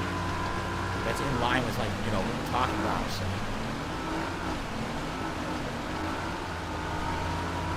Did Kat like the Hunger Games? I have no idea. I don't think I ever even asked her if she watched them. To be truthful. Excuse me. Am I going to play the asymmetrical Ghostbusters game next month? I don't know. Here's the thing. I've already played Dead by Daylight. I actually really like Dead by Daylight. And I played it a few times. I played it when it became an Xbox One game. And I think I bought it, didn't I? I think I bought it on there. I either bought it or it was free for a while, and so I still have the rights to it. Something like that. But I played it and liked it, and I actually ended up playing it longer than the audience wanted me to, because I liked it so much. So it kind of even overstayed its welcome to some extent. But I really liked it. And then years later, I went back again. I think we played it during a Halloween event. But honestly, people didn't really care, and they thought that it was one of the most boring things. They're like, you already played this game years ago. You know, I was like, I guess, you know, hasn't really changed that much. But the thing is, the fact that the asymmetrical game is Ghostbusters gets me interested. I'm a fan of Ghostbusters. No, not 2016 Ghostbusters. And if you ever say that to me ever, I'm going to be very upset with you.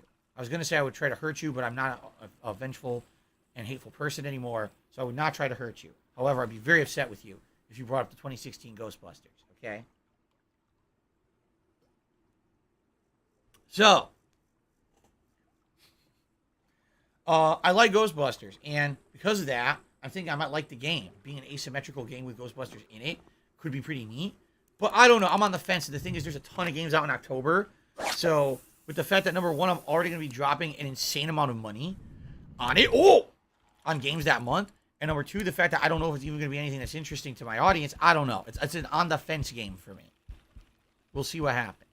There's a heartbeat. Heartbeat means it's a new fish type. Ooh. Is that a special bluegill? I don't have money to do it. I don't have money to do it. I don't have money to do it. I don't have money to do it. It's a trophy-sized bluegill, which is rare. I don't have money to do it. Because I caught bluegill before, but they were all very small. This is the first trophy-sized bluegill. Nice. I did not see 2021 Ghostbusters. I want to see it, but it hasn't been on any of the services I have. I don't know what it ended up on. It's not on Hulu. I don't think I never saw it even for like rental on Amazon, so I don't even know how I would see it.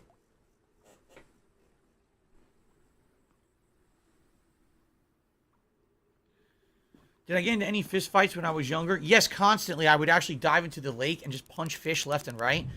People called me Fisticuffs Burnell, and they would always say, "Phil, is it time? Is it clobbering time?" Yes, and I would jump right into the lake and just start punching every aquatical creature out of the lake as fast as I could. It was pretty outstanding. Oh shit! Here we go. Perfect strike.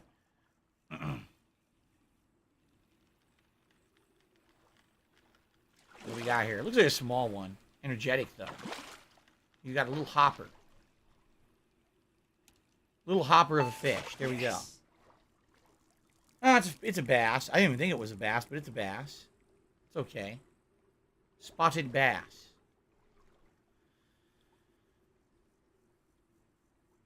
Damn. Derek says my remastered playthrough of Ghostbusters, the video game, was October 2019. That's crazy to think it was 3 years ago. It certainly didn't feel that way. It doesn't feel like it was that long ago. Oh, Star? I don't have Stars. Spectre says Ghostbusters 2021 is on Stars. Who the fuck has Stars? Right? Who even has that? Even if you have cable, who has Stars?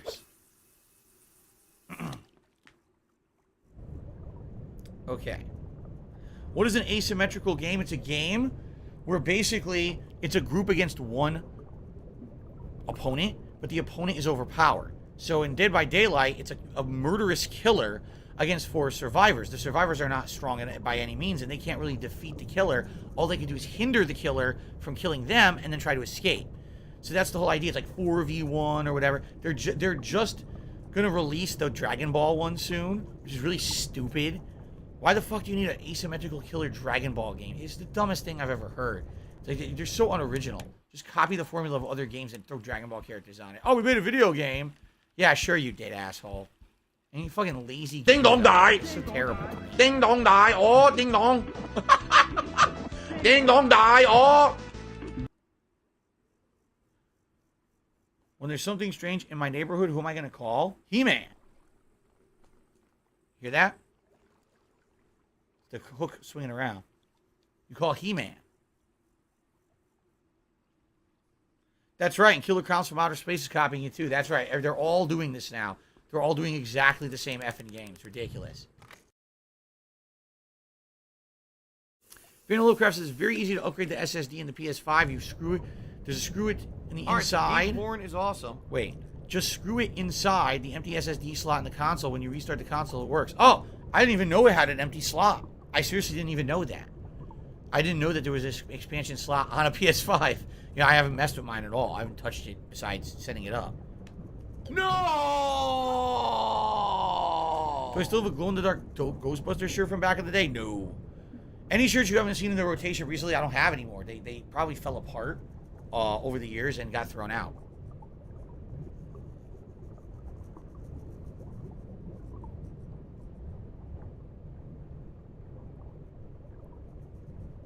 All right, femboys for Phil, you have a good night. Thanks for chilling. Taking off. Phantom Lovecraft says you have to take off the side panel that has the disc drive in it if you have the disc PS5, and then there's an expansion slot right there. So I didn't even know that. But again, I honestly don't think I'm ever gonna have reason to, like, because I have both consoles. I kind of split the games between them. I've never really had a situation where I've even come close in the last 2 years to having the hard drives full. So I have seen the movie Hellraiser. Yes, I have.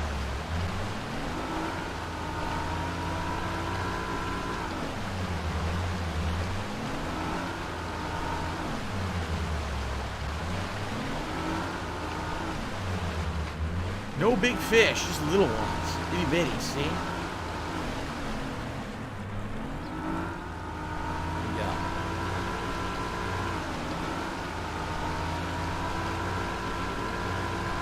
you go. Was there ever a big rivalry between Pro Street Fighter players and Mortal Kombat players? Absolutely not. Here's why. Mortal Kombat was never taken seriously, and I mean that. Like, there were some arcade tournaments and things for it, but Mortal Kombat was the fighting game that the mainstream masses played because they liked the gore, but it was never really taken that seriously as a competitive game. In fact, Mortal Kombat 1, 2, 3 are not good competitive games. They're very unbalanced. Mortal Kombat 2, literally, here's Mortal Kombat 2 in a nutshell. Jax versus Melina.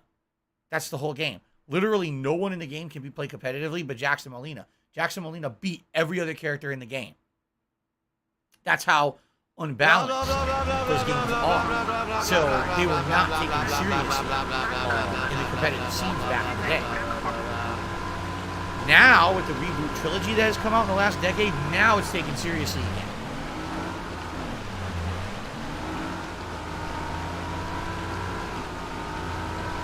So basically, it was like Mortal Kombat was very popular in arcades with people who wanted to go and see gore and do silly combos and fatalities.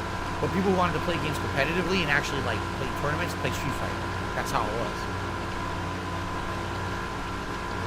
That I'll agree with. Because Yeet Glorious Leader said it was Tekken versus Street Fighter. That's correct. Because I knew circles of people who played competitive Tekken, and I was in the competitive Street Fighter circle. And, yeah, we would actually have events with both and events with only one. That is absolutely true. King of Fighters was not popular in the United States. I've heard outside of the U.S., King of Fighters is popular in other places. And they actually... Oh, look, the moon's coming up for the first time ever.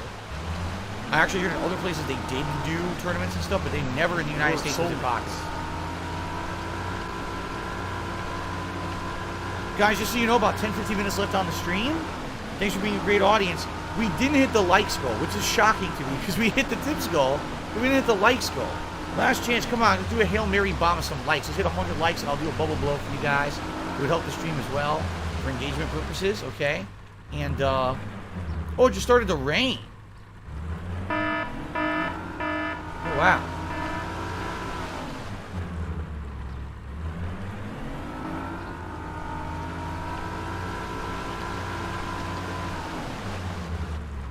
You're gonna get a fish here. It just started to rain in the game. But also, last chance if anyone wants to contribute in any way. Okay, guys, this is your absolute last chance, last 15 minutes of the stream. Thanks for being a great audience tonight.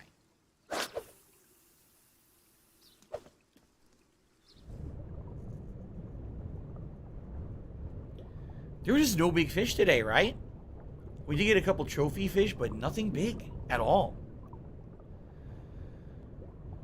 Derek says, what are your favorite candies from Willy Wonka and the Chocolate Factory with Gene Wilder? Fizzy lifting drink, lickable wallpaper, 3-course meal gum.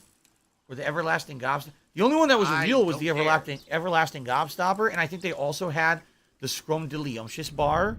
Those are both things that appear in the movie. All the other ones were completely made up.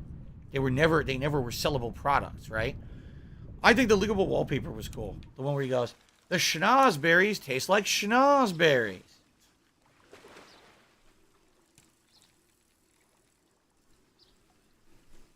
This could be a big fish.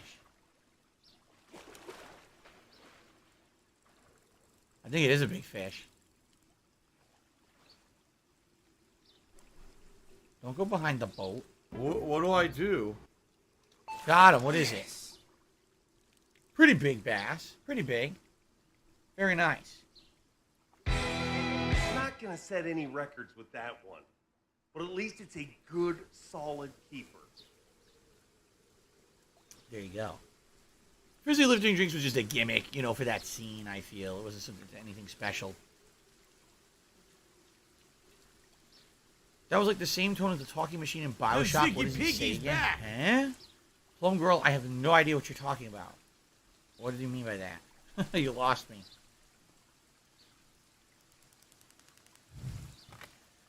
Do I think I ever could have lived out in the wilderness? Or do I need to be in a more urban area? No, you may not realize this, but I used to be called Mountain Mayhem Burnell. And at one point, I basically kept myself completely unkempt. I lived in the forest. And all my hair grew out. And at one point, I actually got covered in tar. And I got stuck in a bunch of moss. And I was walking around outside, completely covered head to toe in moss. And this big, scraggly beard. And it actually hurt my feet. Stop this! So I had to kind of like shuffle when I was walking, covered in this Mountain Man Burnell. And then I swear I don't know if this happened or not, but I think someone might have taken a picture of me. You ever seen a picture of someone completely covered in hair walking around in the forest, kind of shuffling around like this? That was me. That was totally... All right, anyway. Oh, I see. Welcome to the Circus of Values. I remember that. The Circus of Values from Bioshock. That's what you're talking about. I see.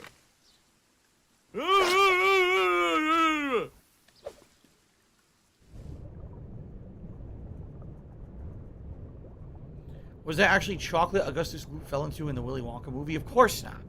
We all know what that was. We all know that was the sewage runoff of the plant. All the waste and everything from breaking all the food and the candy. That's what it was. We all know that.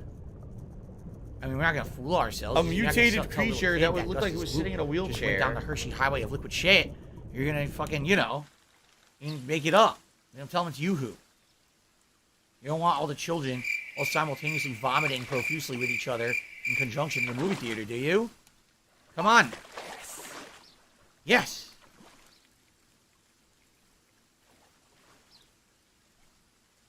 There you go. Yes, I've been to Chick-fil-A. Only a few times though, maybe like 3 times total. Why are people obsessed with chicken sandwiches? I don't know. I honestly don't know. I like chicken sandwiches, don't get me wrong, but I'm not like obsessed to the point where I'll wait in a line going around a Popeyes for fucking 2 hours to get a chicken sandwich. You know, I don't go out of my way to do it. In fact, the times that we actually went to Chick-fil-A were times when we kind of wanted to do something else and we were just like, nah, fuck it, we don't have a lot of time. Let's just go to Chick-fil-A.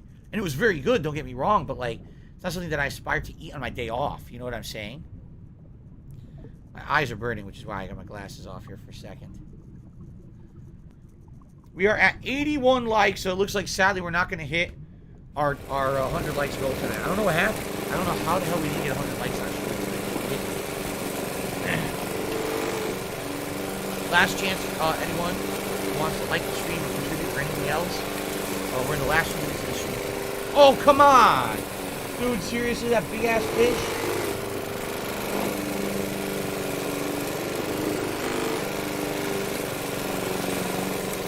Seriously, do you remember the course meal gum?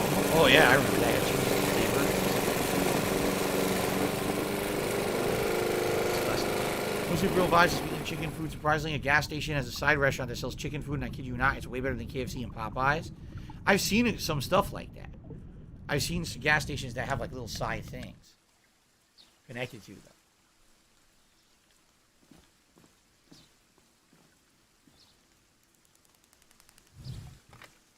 All right.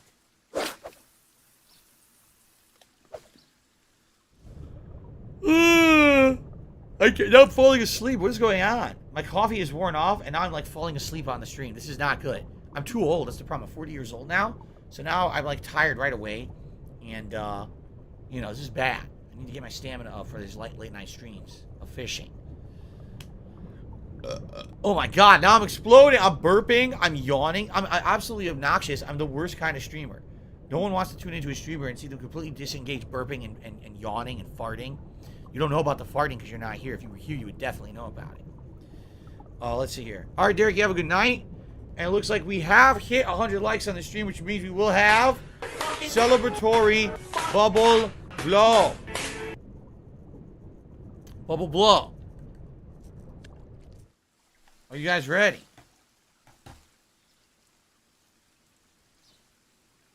Celebratory bubble blow. Thank you for the likes.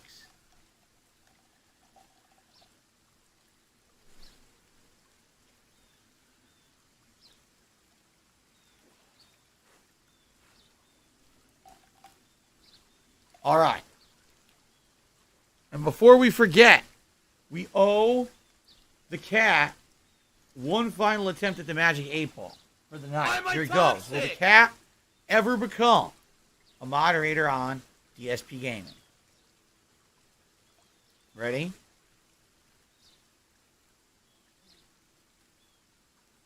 Stuck. Most likely. So it's official. The cat, Jasper, my cat, will become a moderator here on DSP Gaming. Excellent. I'll have to notify him that we're going to get him set up with a station in another room, and he's going to monitor the streams and moderate. Jasper will be the best moderator ever. Pretty cool.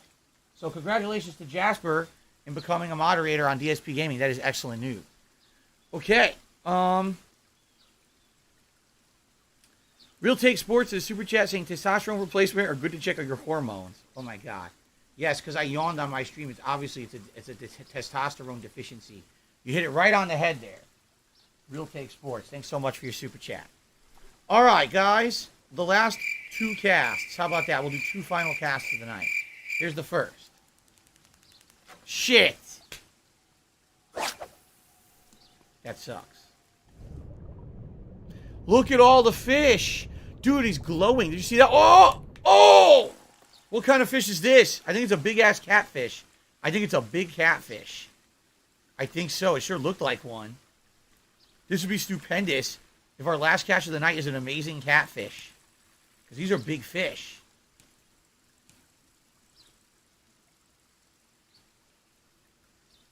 I need that money. I really do. I need that money. My controller's vibrating like crazy, indicating it's a good catch. But as you can see, it is definitely straining the hook a lot. And I can't seem to stop it from doing so. Stop this! I got it! Oh, it's a beaut! It's a beaut! Look at that boy! A channel catfish. That is a cool fish, man. 8 pound, 5 ounce. That's the best catch of the night right there. By far, right? By far the best catch of the night. Alright. We got one last cast.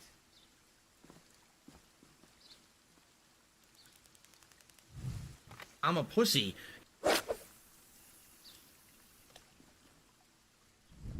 What kind of television shows do they show on Channel Catfish? What do you think? The actual show Catfish, man. I love Hulk Hogan's Jason, dick. what's tomorrow? Tomorrow's Earthbound and Multiverses.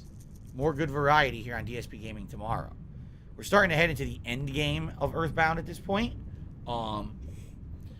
Probably another 2 streams to beat it. Maybe 3, but probably 2. We'll see. Oh, come on! Oh, yeah. Come on, man. He didn't bite? He didn't bite. Bullshit. My last shot! Fly golden arrow! Oh, yeah! Whoa! Nah, we're not going to get nothing on this yet. All right. When is Rick coming out in Multiverses? They didn't announce it yet. We don't know when he comes out. Scratch is stiff. Did $1.50 tips? How was the artwork they wanted for the stream look? You said you would look at them. Tiger! Row! Tiger! How was the artwork they wanted for the stream look? You said you would look at them. What the fuck? What does that mean?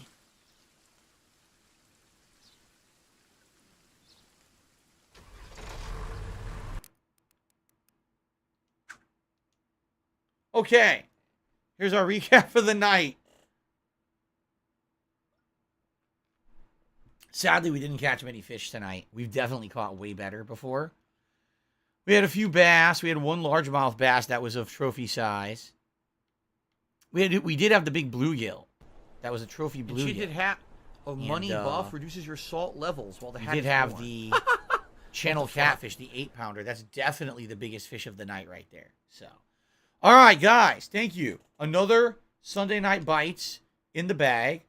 We had some fun. We had a good conversation, and we got a new lure added to the hat, which is excellent. I'm very happy because, like I said, it seems like every other week we do it, which is a little weird. But at the same time, I'm glad that we're hitting it still, at least every other week. My goal is eventually to have this hat like for you all the way around, populated with fishing lures, which would be nice. Thank you. Thank you for chilling. Thank you for supporting. Thank you for everything. This is a really great stream. I had a lot of fun with you guys tonight. I always do. I always love these chill fishing streams every Sunday night. One thing I should say, all right? As of now, I have absolutely no plans to change my weekly schedule for these chill streams. However, once we start hitting the non-stop new releases in the middle to late October into November, it may be that we have to put some of the chill stuff on hiatus. We'll have to see. Okay, we'll see. But I love doing this every week. I really do. So, excellent. Scratch and Sift another $1.50 tip says, didn't a fan send you artwork or something like that you use for your pre-stream? I don't have money to do it. I don't have money to do it. I don't have money to do it. I don't have money to do it. I don't have money to do it. I don't have money to do it. I don't have money to do it. Are you talking about the new piece of art? The 14-year anniversary art? Yeah, I had a piece of artwork in the pre-stream that said 13 years still going strong, and it was me going like this. Now, it's one that says 14 years is still going strong. It's me going like this. And that one was submitted by a fan. It replaced the 13 years because the 13 years was now outdated. You see? If that's what you mean, I'm not even sure what you're talking about. Okay, so again, for now, Bassmaster every Sunday night bite stays in the rotation. However, if that is going to change, I will let you guys know. It's really going to depend on the incredible amount of new releases that are going to be releasing over the next 2 months. And if we have to put some of these streams like this on hiatus for a bit, so be it. But don't worry, I feel like we'll go back to them. Okay, so one final time, here we go. Here's what the hat looks like now, right? Getting wild with the stuff. And of course, we're going to have way more, I'm sure, in the future. Thank you all so very much for a great chill stream of Bassmaster tonight. I hope that you enjoyed as much as I did. I had a good time with all of you. And until next week, all right, guys, thank you. And have a good night. All right. So, guys, we're done for tonight. But tomorrow should be fun. Tomorrow, we're essentially flipping the stream and doing the opposite of what we did today. If you don't know what I mean by that, today we started with Call of Duty, so hectic multiplayer. Then we did a chill night stream of Bassmaster. Tomorrow we're starting with the chill, continuing on with my Earthbound playthrough, okay? And tomorrow night, essentially we are flipping and doing the hectic multiverses multiplayer stream, you see? So we're kind of inverting the whole idea. So, I hope you guys will come by tomorrow, swing by, and then chill with me. Shut up this dude who's being a I want to thank you for a great fishing night. I had a good time with all of you. All right, and I'll see you all in the AM. Sound good? Everyone, please have a good evening. I'll see you in the morning. Peace out, and have a good night. Thanks a lot.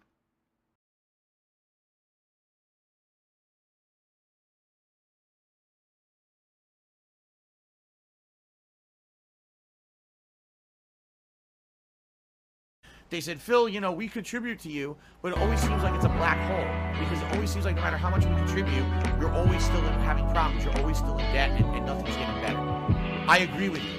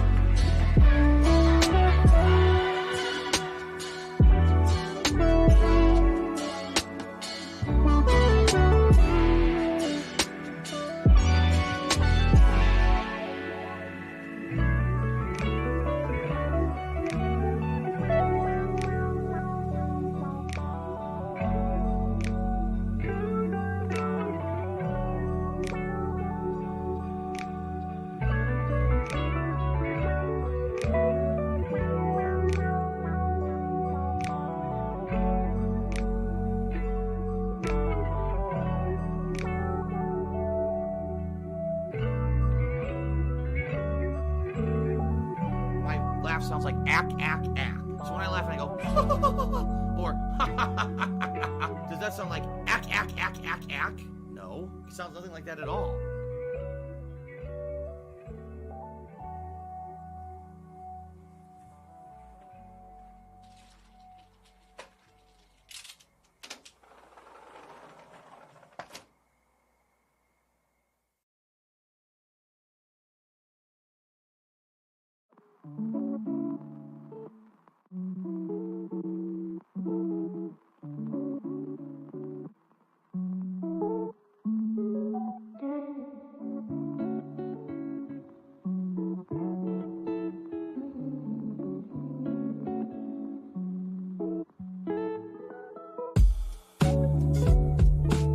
If I could get down on my hands and knees and say thank you and still be on camera, I would do it.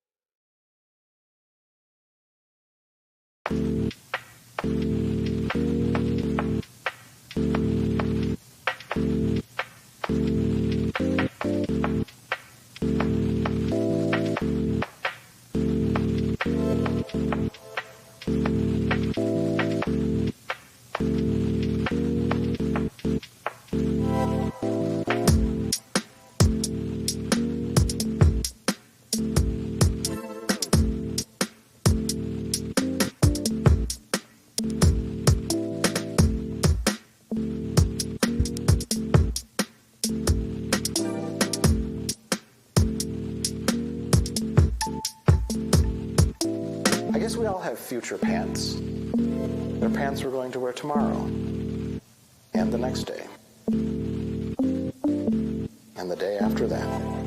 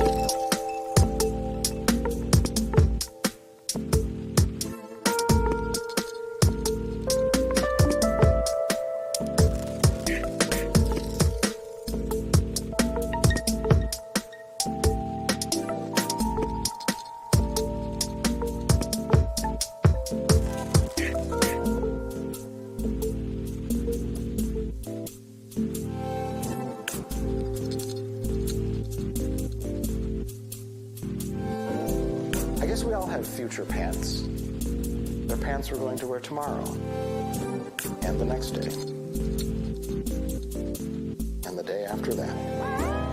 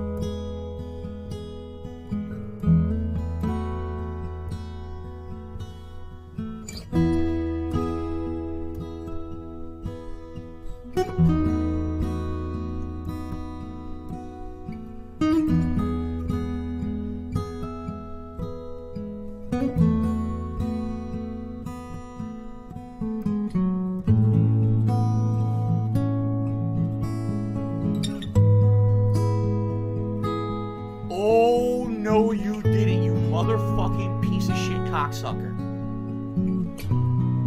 Mark my fucking words. I'm coming for you. I'm gonna find out who the fuck you are.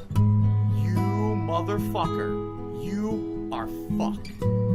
Let this be noticed live on the internet. You're fucked. And you are done.